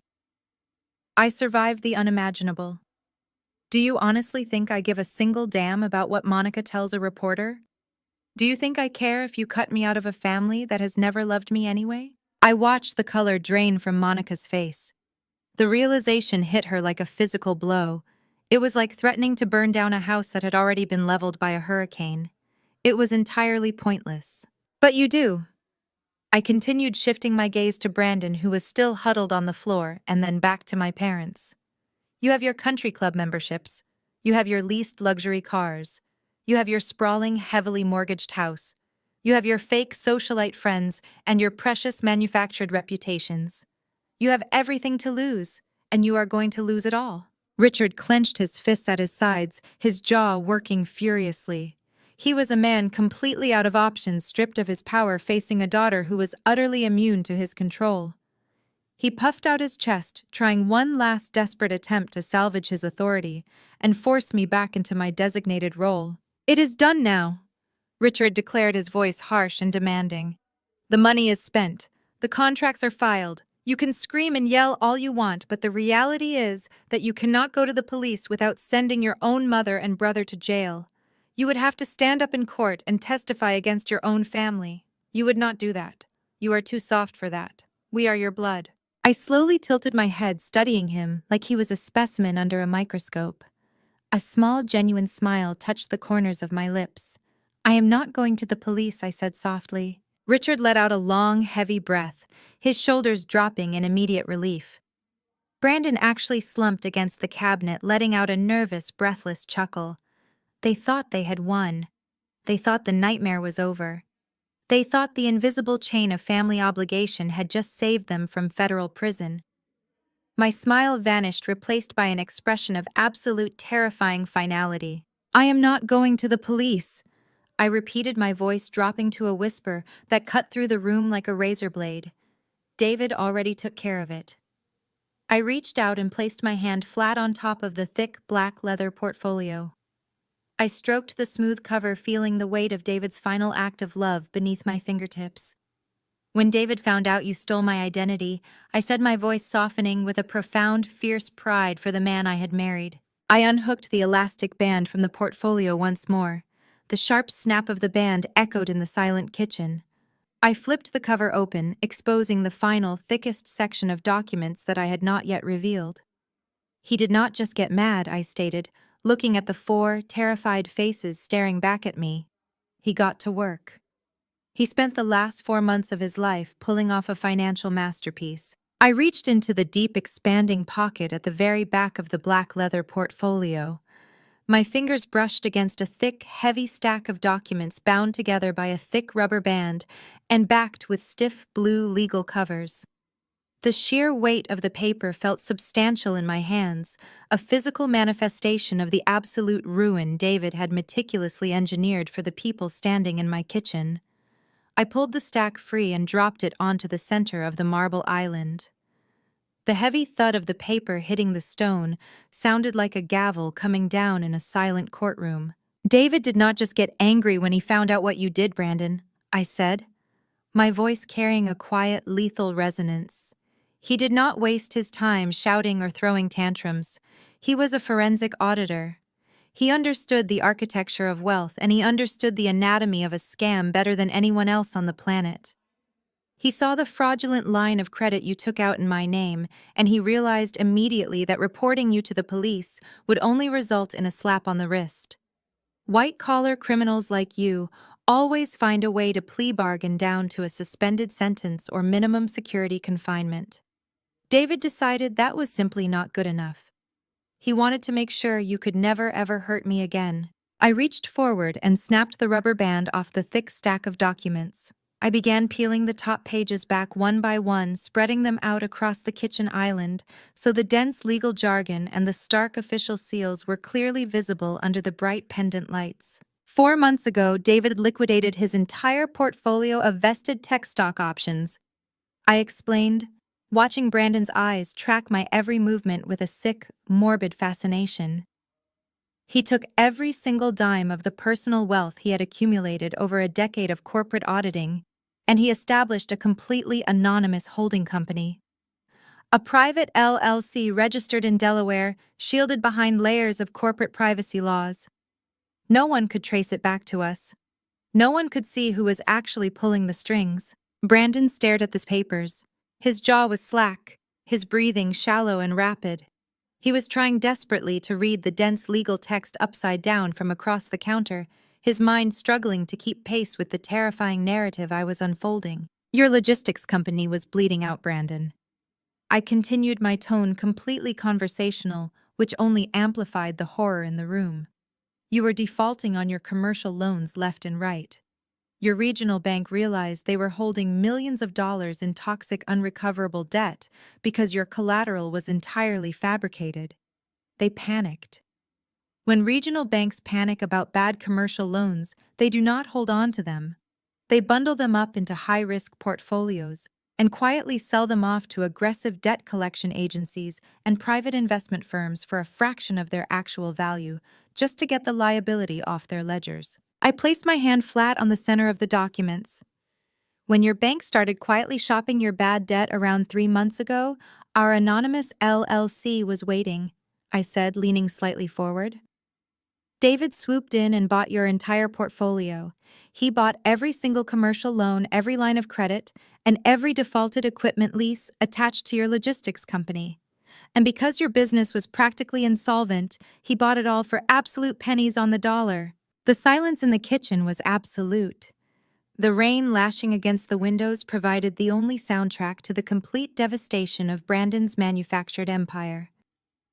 He stood frozen against the refrigerator, his eyes wide and unblinking. The arrogant, untouchable CEO was completely gone.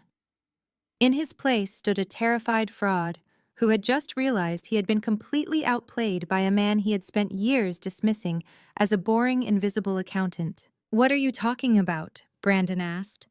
His voice was a thin, reedy whisper, completely stripped of its usual bravado. He shook his head slowly, unable or unwilling to process the magnitude of what I had just told him. "You bought my debt." "I did not just buy your debt, Brandon," I corrected him, my voice smooth and merciless as glass. "I bought your company. Every single asset, every vehicle, every leased warehouse, every outstanding invoice. It all belongs to the LLC now. I watched his knees actually buckle slightly. He had to reach out and grab the handle of the refrigerator just to keep himself standing upright. Monica, who had been threatening to destroy my reputation to the press just moments ago, looked like she was going to be physically sick. Her eyes darted from the legal documents to her husband, her face twisting into a mask of pure disgust. The realization that she was married to a man who was not only a criminal, but a completely bankrupt failure, hit her like a freight train. The luxury cars, the designer clothes, the country club lunches, they were all instantly evaporating right in front of her eyes. She was legally tethered to a sinking ship, and there were no life rafts available. But I was not finished. The masterpiece David had constructed was not limited to my brother. I shifted my gaze away from Brandon's pale, sweating face and looked directly at my parents. Richard and Patricia had remained perfectly still, watching the destruction of their golden child with a creeping, undeniable dread. They thought they were safe. They thought this financial execution was reserved strictly for Brandon. They were wrong. "Not just yours," I said, my voice cutting through the heavy air and drawing my parents' panicked attention. I sifted through the spread of legal papers, bypassing the commercial contracts and pulling out a different set of documents. These were printed on slightly different paper stamped with county clerk seals. I slid them across the marble island, stopping them right in front of my father's trembling hands. Richard stared down at the documents. The color completely drained from his face, leaving a sickly mottled gray behind. He recognized the addresses printed on the top of the pages. David did not stop at Brandon's corporate debt, I explained, watching the dawning realization crush the last remaining ounce of arrogance out of my father's posture. He dug deeper into the bank's ledgers. He wanted to know exactly how Brandon had managed to keep the illusion going for so long without generating any actual revenue. "And that is when he found your personal accounts, Dad." Patricia stopped crying entirely. The loud theatrical sobs she had been using to manipulate me completely vanished, replaced by a genuine breath-stealing terror. She gripped Richard's arm, her perfectly manicured nails digging into his jacket sleeve as she stared at the papers on the counter. "You remortgaged the house," I stated, laying out the ugly truth they had hidden from everyone for years. "You did not just do it once. You took out a second mortgage and then a third. You drained every single cent of equity out of your property to keep Brandon's Ponzi scheme afloat. You handed over your entire retirement, your savings, and the roof over your head to protect his ego and maintain your ridiculous social standing at the club." Richard opened his mouth to speak, to deny it, to launch into another aggressive tirade, but no sound came out. His vocal cords seemed completely paralyzed. He knew I had the proof. He was looking right at it.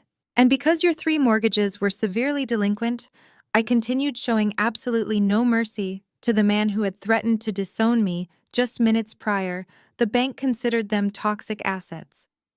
They bundled your personal property debt right alongside Brandon's commercial debt. They sold it as one massive high-risk package."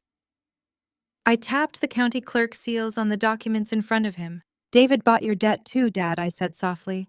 "Our LLC owns all 3 mortgages on your house. We own the deed. We own the ground you walk on." The atmosphere in the kitchen shifted from tense to entirely catastrophic. The reality of their situation descended upon them with the crushing weight of a falling building. They had marched into my home intending to bully a grieving widow into writing a $250,000 check. They had threatened me with psychiatric holds and social ruin. They had attempted to leverage the memory of my dead husband to force my compliance. And now they were standing in the wreckage of their own unparalleled arrogance, realizing that the quiet, unassuming man I married had meticulously engineered their total financial annihilation. Patricia stared at me, her eyes wide and bloodshot. The heavy layer of expensive makeup could not hide the profound existential panic ravaging her features.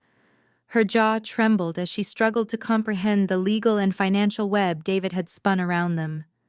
"Haley," Patricia whispered, her voice cracking, completely stripped of its usual polished country club superiority. "Haley, what does that mean?" I placed my hands flat on the cold marble of the kitchen island. I leaned forward, closing the physical distance between us. I looked into my mother's terrified eyes, feeling a dark, absolute sense of closure wash over the decades of emotional abuse she had inflicted upon me. I thought of David sitting at this very island, working late into the night, channeling his fierce protective love into a weapon that would permanently sever the chains my family had wrapped around me. My eyes were completely devoid of mercy. "It means I am your sole creditor," I said. The color entirely drained from Richard and Brandon's faces simultaneously. It was a spectacular synchronization of pure, unadulterated terror. The blood rushed out of their cheeks, leaving them looking like hollowed-out statues standing frozen in the bright light of my kitchen. The sheer magnitude of the reality crashing down upon them was almost a physical entity in the room. It sucked the oxygen from the air, creating a suffocating vacuum where their arrogance used to be. For decades, they had operated under a rigid, unshakable family hierarchy. Richard was the unquestioned patriarch, the controller of the purse strings, the man whose approval dictated everyone's worth.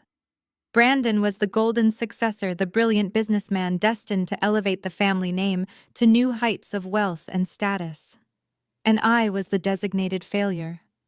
I was the quiet, disappointing daughter, whose sole purpose was to serve as a convenient contrast to their manufactured greatness. They had excluded me from family vacations because I did not fit their aesthetic.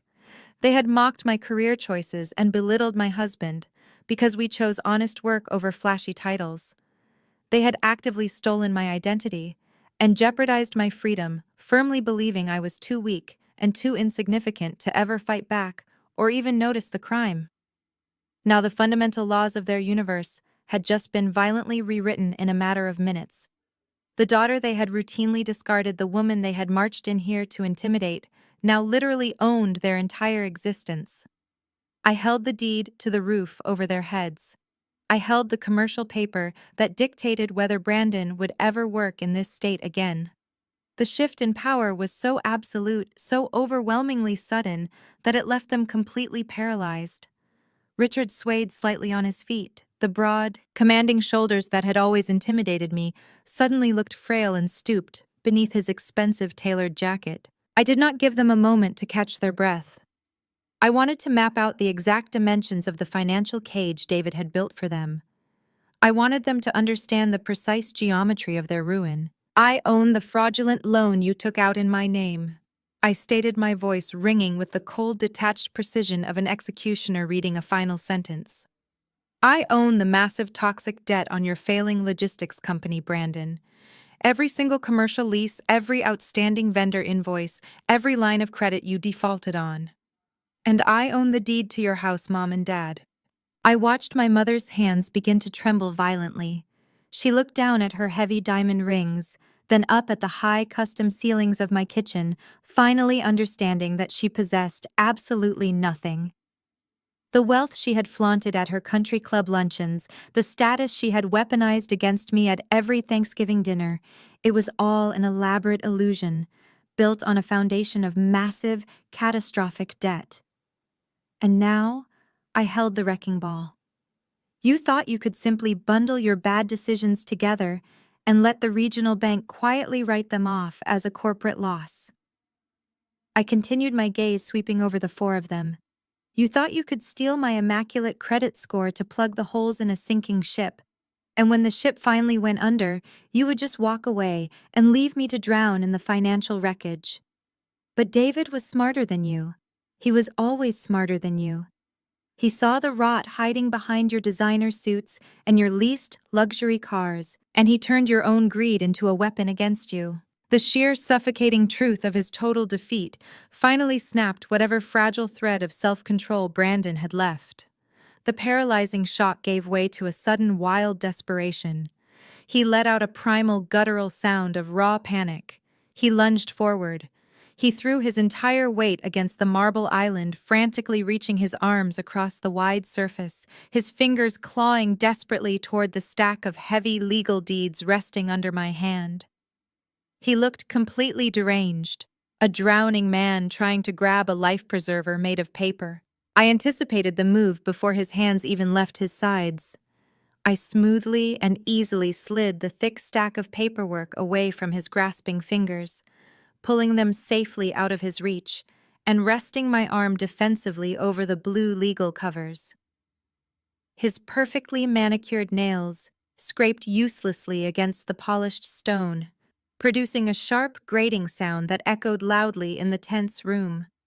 He practically hung over the counter, his chest heaving, his expensive silk tie askew, his perfectly styled hair now a chaotic, sweaty mess. "This is illegal!" Brandon screamed, his voice cracking with pure hysteria, drops of spittle flying from his trembling lips. "You cannot do this. You cannot just secretly buy someone else's debt. That is insider trading. That is a federal crime. I am calling my lawyer right now. I am calling the Attorney General. This is extortion. You are extorting your own family." I looked at him with profound, unvarnished pity. The fact that he claimed to be a high-level corporate executive while possessing such a fundamentally flawed understanding of basic finance was staggering. It perfectly explained why his company was in ruins. "It is perfectly legal," I replied, my tone flat and uncompromising.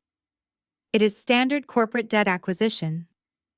Banks sell off bundled portfolios of high-risk, non-performing loans to third-party holding companies every single day of the week to clear their ledgers. There is absolutely no law preventing a private entity from purchasing commercial or residential debt on the open market. You should know that, Mr. CEO." Brandon's mouth opened and closed, but no actual words came out. He was completely out of his depth. He had spent his entire career playing a role relying on our parents' capital and his own aggressive bluster to mask his utter incompetence. Now faced with a legitimate ironclad financial maneuver executed by a master auditor, he had no weapons left. He was disarmed and intellectually outmatched. Monica let out a pathetic, whimpering sob from the corner of the room. She was sliding slowly down the wall, her designer dress crumpling around her as she sank to the floor. The glamorous life she had married into was officially dead. The destination vacations and the endless shopping sprees were over. She was legally tethered to a man with negative net worth, and she was realizing that the only thing she stood to inherit from this marriage was a mountain of aggressively acquired corporate debt. Richard stared at the empty space on the counter where the deeds had been just seconds before. The realization that his home, the physical manifestation of his success and authority, belonged to the daughter he despised, was actively breaking his mind. "Haley." Richard rasped, his voice sounding like dry leaves rustling on pavement. He swallowed hard, trying to summon a paternal warmth that had never existed. "You are our daughter. You are my child. You cannot put your own parents out on the street. We will have absolutely nothing. Where are we supposed to go?" I felt no sympathy. The well of forgiveness I had kept tapping into for 30 years had run completely dry. "You should have thought about where you were going to live before you willingly marched into a notary office and signed away my financial future to protect a criminal." I stated, my voice echoing with absolute, unbreakable finality. "You made a calculated gamble. You gambled my security against Brandon's inevitable failure, and you lost everything. The house does not belong to you anymore. It belongs to the holding company." Patricia let out a sharp gasp, covering her mouth with both hands, as if trying to physically hold back her own terror. The social ramification was hitting her. The thought of moving out of her gated community, the thought of her country club friends discovering they had been foreclosed on by her own daughter, was a fate worse than death for a woman obsessed with appearances. I took a deep breath, letting the icy resolve settle firmly in my chest. This was the moment David had promised me. This was the justice he had engineered with his dying breaths, while his body failed him. He had spent his last days staring at spreadsheets, making phone calls, and transferring funds, ensuring that the people who had tortured me would never possess the leverage to do it again. I looked at the 4 broken people cowering in my home. They had arrived with demands and threats, expecting to bulldoze me into submission. Through sheer volume and entitlement, they were leaving with absolutely nothing. I slowly raised my left arm. I deliberately pulled back the sleeve of my black cashmere sweater and looked down at the face of my watch. The silver hands ticked forward with mechanical precision. I let the silence stretch for 5 agonizing seconds, letting them drown in the anticipation of my next move before I looked back up at my family. As your creditor, I announced, my voice slicing cleanly through the heavy, stagnant air of the kitchen. I am calling in the debts. All of them, effective immediately. The words hung in the air, absolute and irrevocable. They did not just ring through the kitchen, they seemed to alter the very atmospheric pressure of the room. The transition was instantaneous. 1 second my family was clinging to the desperate, arrogant delusion that they could simply bully their way out of a federal crime. The next second they were completely, utterly annihilated. The power dynamic flipped so violently, it was almost visible to the naked eye. The golden pedestal they had stood upon my entire life, the high ground from which they had judged, mocked, and dismissed me, crumbled into dust. Patricia broke first. The psychological weight of losing her country club status, her massive house, and her carefully curated image of upper-class perfection was too much for her fragile, superficial mind to bear. Her knees simply gave out. The sharp, jarring sound of her kneecaps hitting the hard tile floor echoed sharply in the silent room. She did not just fall, she collapsed into a heap of designer fabric and ruined pride. The woman who had spent 35 years ensuring her posture was flawless and her makeup pristine was suddenly scrambling on her hands and knees across my kitchen floor. She crawled toward me, her perfectly manicured fingers reaching out, grasping desperately at the fabric of my trousers. "Haley, please," Patricia wailed, looking up at me with a face entirely contorted by panic. Tears were streaming down her cheeks, carrying dark streaks of mascara with them staining her expensive silk blouse. "We are your family. We are grieving too. We can fix this. I promise you we can fix this. Do not do this to us. Do not make us homeless." She was sobbing hysterically, gripping my legs with a terrifying, clawing desperation. She was begging. The matriarch who had dictated my worth, who had decided I was the permanent disappointment of the bloodline, was groveling at my feet, pleading for the very roof over her head. She honestly believed that deploying the word family would suddenly activate a dormant sense of loyalty inside me, a loyalty she had spent decades actively destroying. I looked down at the woman gripping my legs. I felt no pity. I felt no residual daughterly affection. I felt only a profound, freezing repulsion. I stepped backward forcefully, tearing my legs out of her grasp. My movement was so sharp, so violently rejecting, that Patricia lost her balance and fell forward, her hands slapping against the tile.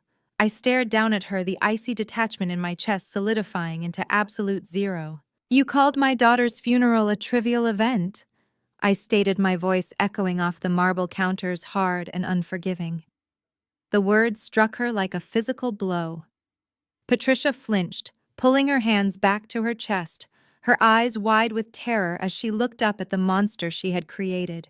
I did not raise my voice, but the fury behind it was palpable, a dark, churning current beneath the ice. I stood in a graveyard 4 days ago, staring at a tiny white casket. I stood there completely alone because you decided that renewing your vows on a beach in Cabo was more important than saying goodbye to your only granddaughter. You traded my husband's life, you traded my child's life for a party and a photo opportunity to impress people who do not even like you. I took another deliberate step back, putting more physical distance between myself and the woman weeping on my floor. You did not shed a single tear when my family died. I continued, my gaze locking her in place. You walked into this house today knowing I was entirely broken, and you tried to extort me. You threatened to lock me in a psychiatric ward so you could steal the insurance money David left me to survive. You helped forge my signature to cover your son's federal crimes. So do not ever use the word family with me again. You lost the right to use that word the moment you chose yourselves over my dead child. Patricia let out a hollow, agonizing gasp and buried her face in her hands, her shoulders heaving as she sobbed against the cold tile. The sound of her weeping was suddenly shattered by a vicious, high-pitched scream. Monica had been standing frozen against the wall, her mind racing as she processed the sheer totality of the financial ruin David had engineered. She had married Brandon for his projected wealth, his status, and the illusion of his corporate brilliance. She had happily ignored his cruelties and participated in his arrogance because it funded her lavish lifestyle. Now, staring at the legal deeds resting on the kitchen island, She realized she was legally bound to a man who was not just a bankrupt failure, but a documented felon. The luxury cars, the destination vacations, the designer wardrobes, they were all gone, replaced instantly by an insurmountable mountain of aggressively acquired corporate debt. The realization triggered a feral, violent response.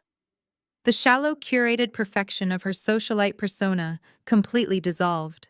She lunged forward, launching herself at Brandon. Her hands curled into tight fists, and she began striking him, hitting his chest, his shoulders, anywhere she could reach. "You said you had this handled!" Monica screamed, her voice tearing through the kitchen, raw and hysterical. She punctuated every single word with a frantic, uncoordinated strike against his expensive suit jacket. "You told me everything was fine. You said the bank was off your back. You said she was just a stupid clerk." Brandon stumbled backward under the sudden assault. He did not even try to defend himself. His hands remained limply at his sides. His face was completely devoid of color, his eyes vacant and staring at nothing. The golden boy of the family, the arrogant corporate titan who had bullied and mocked me for my entire existence, was being physically battered by his own wife, entirely paralyzed by his total defeat. "You lied to me!" Monica shrieked, her voice cracking as she grabbed the lapels of his suit, shaking him violently. "You have nothing. You are nothing. You dragged me into a federal fraud case. You ruined my life." She shoved him hard against the cabinetry. Brandon hit the wood with a dull thud and slowly slid down the front of the cabinets until he was sitting on the floor, his knees pulled up, his head resting against the wood. He looked hollowed out, entirely vacant.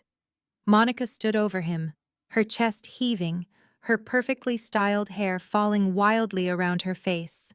She looked at him with an expression of pure, unadulterated hatred before turning and stepping away, distancing herself from the wreckage of the man she had married. I stood perfectly still behind the marble island, watching the family that had terrorized me tear itself apart. There was no joy in the victory, only a cold, clinical satisfaction.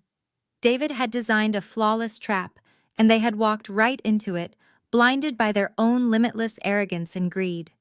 My eyes shifted to Richard. He was still standing near the center of the kitchen, but he was unrecognizable. The booming, commanding patriarch who dictated reality and demanded absolute submission was gone. He looked incredibly old, frail, and completely broken. He had watched his wife collapse onto the floor in a puddle of tears. He had watched his daughter-in-law violently assault his golden son. He had watched the entire foundation of his manufactured empire evaporate into thin air. He had spent his entire life controlling everyone around him through the sheer force of his wealth and his domineering personality. Now he was entirely powerless. He could not yell his way out of this. He could not write a check to make the problem disappear. He was completely at the mercy of the daughter he had spent 3 decades trying to erase. Richard slowly lifted his head. His eyes met mine, and for the very first time in my entire life, there was no anger, no condescension, and no authority in his gaze. There was only total, absolute surrender. He swallowed hard, his throat working visibly as he struggled to find his voice. "What do you want from us, Haley?" Richard whispered. The sound was incredibly small, fragile, and utterly defeated. He looked down at the floor, unable to maintain eye contact with the woman who now held his entire existence in the palm of her hand. "We have nothing left. You took everything. What else do you want?" I looked at the broken man standing in my kitchen. He was finally asking the right question, but he still did not fully understand the depth of the game David had put into play. This was never just about money. This was about permanent, undeniable security. This was about ensuring they could never spin the narrative, never play the victim, and never attempt to retaliate when the dust finally settled. I did not answer him immediately.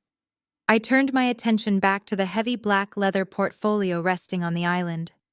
I reached inside one final time, sliding my hand into the front pocket.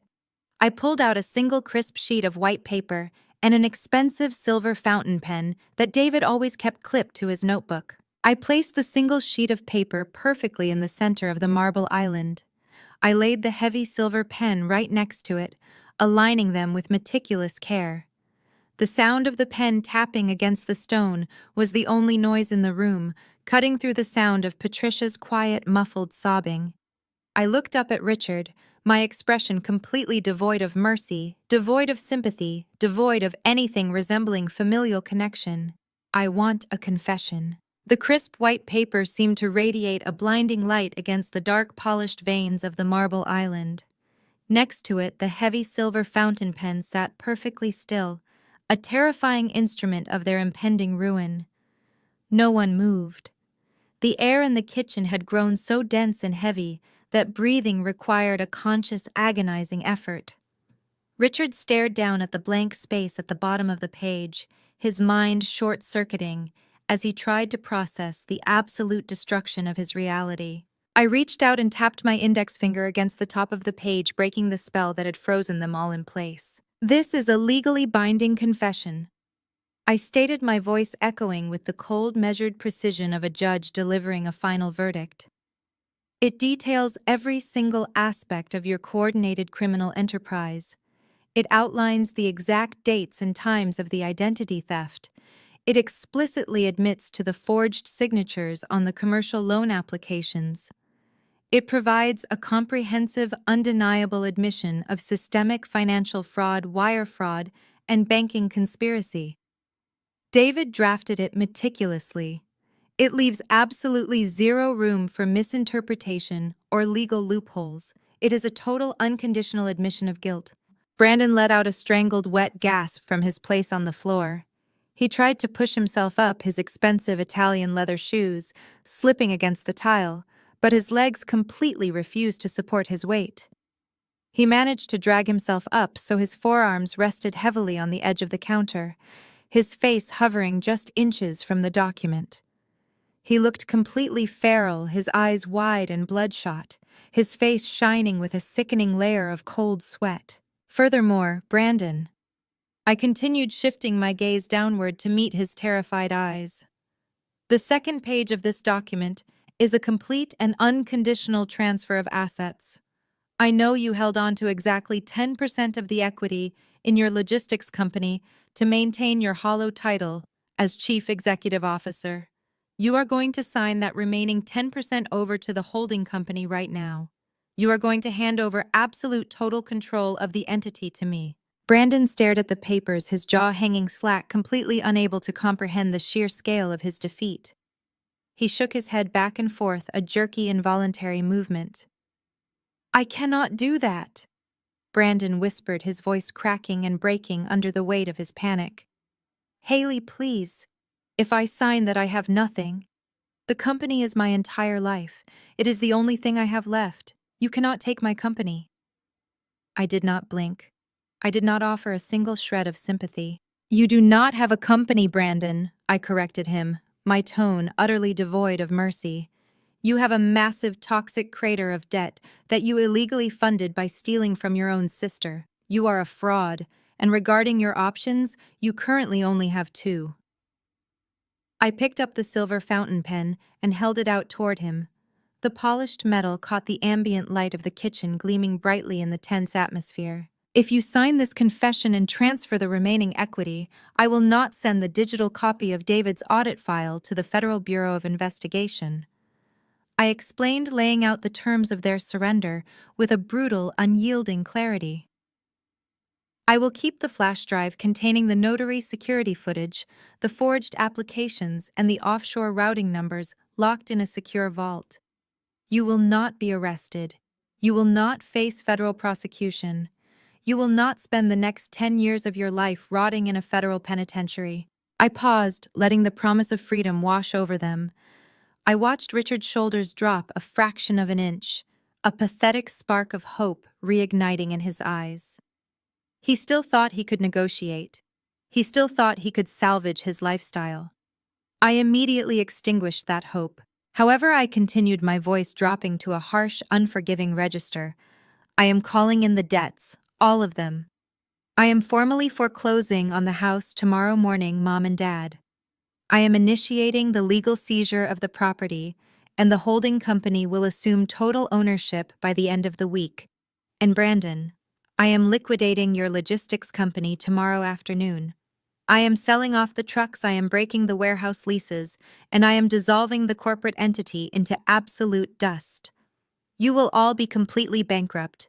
You will have absolutely nothing left but your freedom." Patricia let out a high, agonizing wail. She clutched at the collar of her expensive blouse, her fingers twisting the silk fabric until it threatened to tear. The reality of losing her sprawling suburban mansion, her curated gardens, and her country club status was physically tearing her apart. She looked at Richard silently, begging him to fix it, begging him to use his booming voice to make the nightmares stop. But Richard simply stared at the confession on the counter, his face an unreadable mask of total defeat. "If you refuse to sign," I said, raising my wrist and pulling back the sleeve of my cashmere sweater to reveal the face of my watch, "I will press send on the email David prepared for the federal authorities. The investigators will raid your offices and your home by tomorrow morning. You will lose the company, you will lose the house, and you will all go to federal prison." I tapped the glass face of my watch. The steady mechanical ticking of the second hand seemed to echo loudly in the cavernous kitchen. "You have exactly 60 seconds to decide," I announced, "and then I am calling the authorities." The silence that followed was apocalyptic.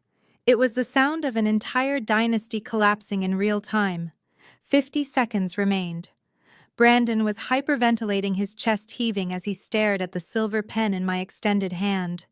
He looked at his mother, who was weeping uncontrollably on the floor. He looked at his father, who was completely paralyzed by the destruction of his legacy. He looked at Monica, who was standing near the doorway with her arms crossed, watching him burn with an expression of pure, unadulterated disgust. 40 seconds. Haley Richard choked out, his voice trembling so violently he could barely form the words. "You are asking us to sign our own death warrants. If we give you the house, we have nowhere to go. If we give you the company, we have no income. You are leaving us destitute. You cannot do this to your own parents. You cannot destroy us like this."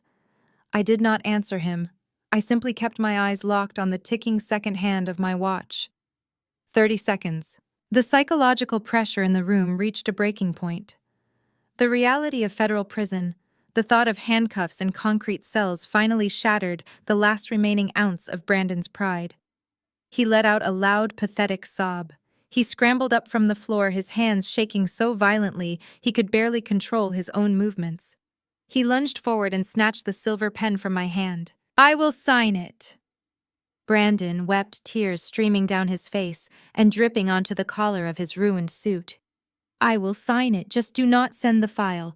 Please, Haley, I cannot go to prison, I cannot go to jail." He bent over the marble island, his hand trembling uncontrollably as he pressed the nib of the pen to the heavy parchment paper.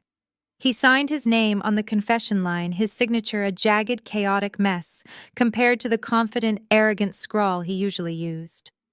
He flipped to the second page and signed away the final 10% of his company, officially terminating his own existence as a corporate executive. He dropped the pen onto the counter as if it had burned him and stumbled backward, covering his face with his hands as he sobbed into the quiet room. I slid the document toward my father. 15 seconds. Richard looked at the paper. He looked at his crying son.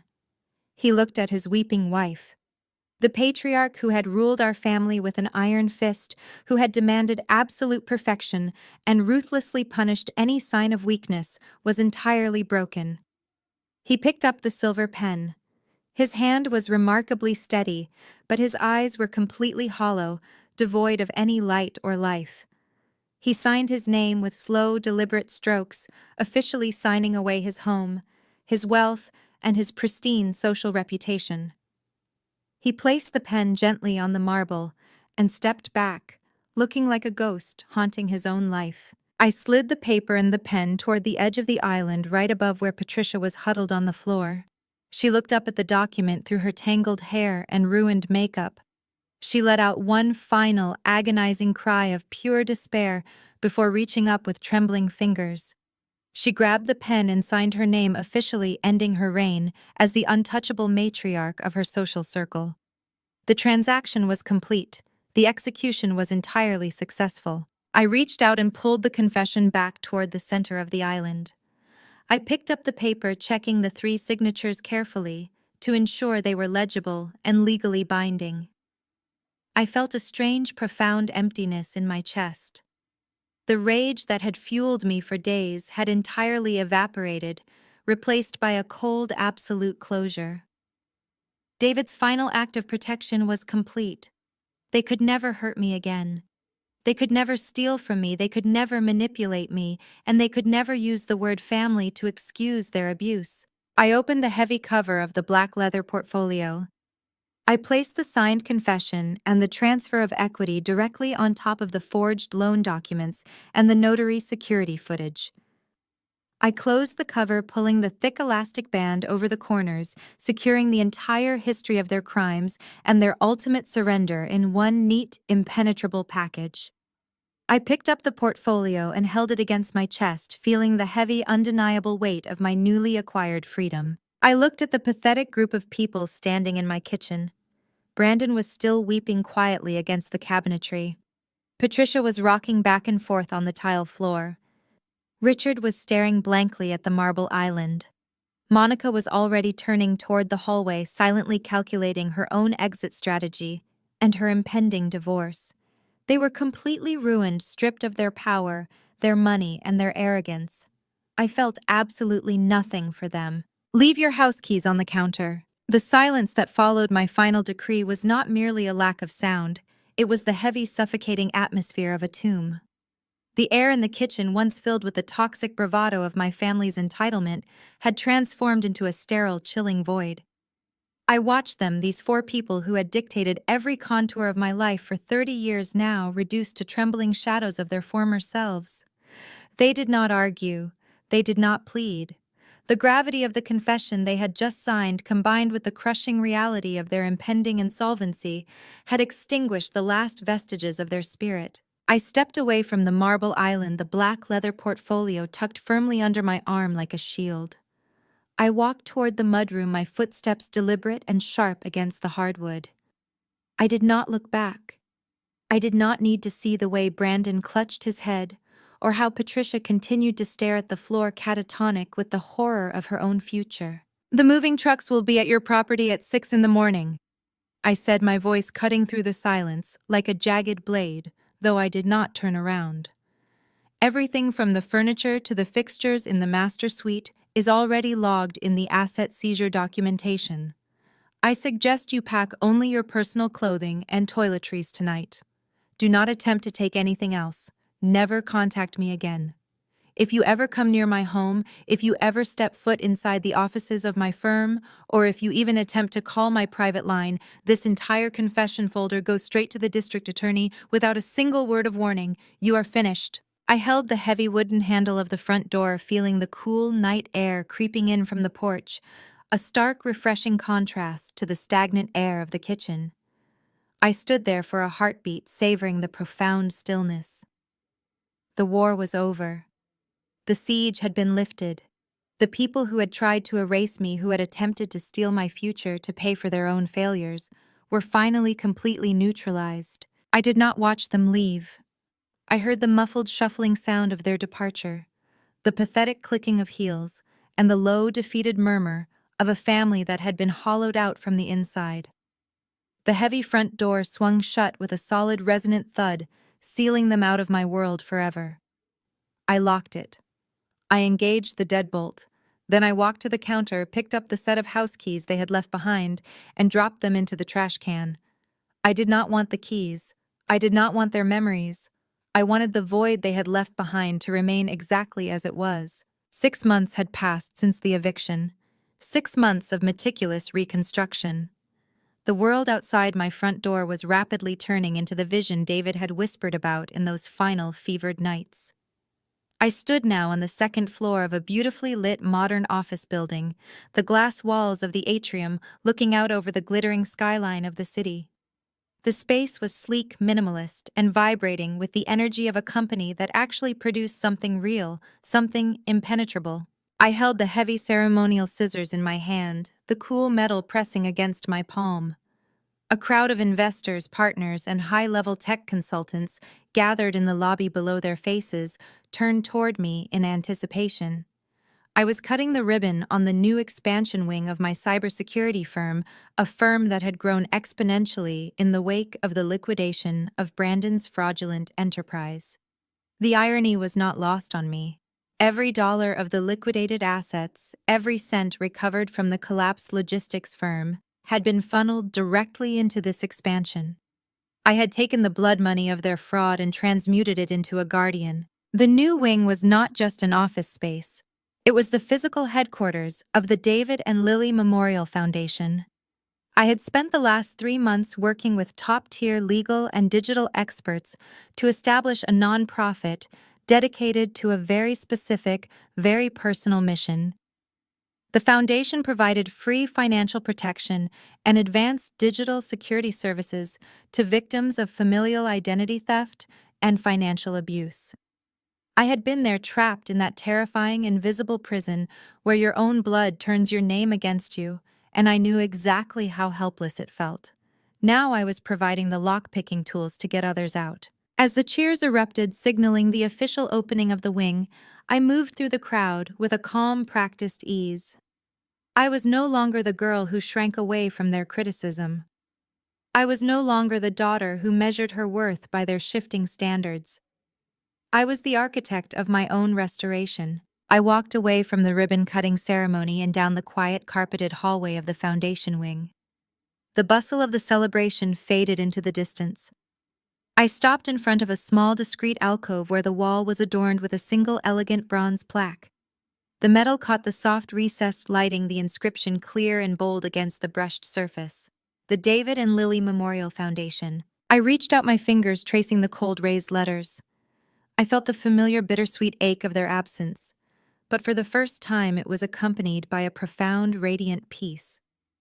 David had seen the end coming. He had spent his final hours ensuring that his death would not be the end of our story, but the beginning of my true one. He had armed me with the truth, and I had used that truth to build a sanctuary. I turned away from the plaque and walked toward my office. My desk was clean, organized, and entirely my own. The view from my window offered an unobstructed look at the city, a sprawling landscape of challenges and opportunities that no longer intimidated me. I was a woman who had walked through the fire, who had stood at the center of absolute devastation, and who had refused to be consumed by the wreckage. I had honored the only two people who ever truly loved me, by creating something that would protect the vulnerable, something that would endure long after the names of my parents and my brother had been forgotten by everyone but the creditors they deserved. I sat down, opened my laptop, and began to work, finally completely free. The price of arrogance. True power is not found in the titles we hold, the wealth we flaunt, or the pedestals we build for ourselves. As seen in Haley's story, her family constructed a life based on the systematic belittlement of another. They relied on a fragile hierarchy where their status was maintained by keeping Haley in the shadows, believing their cruelty would go unchecked and their incompetence would remain hidden behind a veneer of wealth. However, the foundation of their world was built on sand. Their arrogance blinded them to the reality that Haley was not a clerk to be manipulated, but a formidable strategist who had spent years preparing for the day their lies would finally be exposed. The irony is as sharp as a blade. By trying to destroy her, they ultimately forced her to become the architect of their downfall. They did not just lose their money or their status. They lost their dignity when they were forced to beg before the very person they had spent decades trying to erase. This lesson serves as a stark reminder: never underestimate the resilience of those you choose to discard. When you treat others as disposable, you fail to see their potential, their intellect, and their drive. Haley did not succeed out of malice, but through the patient, calculated application of truth. She turned their attempts at destruction into the very tools she used to build her independence. In the end, the family's golden pedestal didn't just crack. It shattered because it lacked the only thing that truly sustains success: integrity. True strength lies in your ability to rise independently, and the most satisfying victory is the one where you thrive, while your former abusers watch from the sidelines of the ruin they created for themselves. Are you ready to stop letting others define your worth? Subscribe to our channel for more stories of transformation and the power of standing in your own truth. You are the architect of your own future. Start building it today.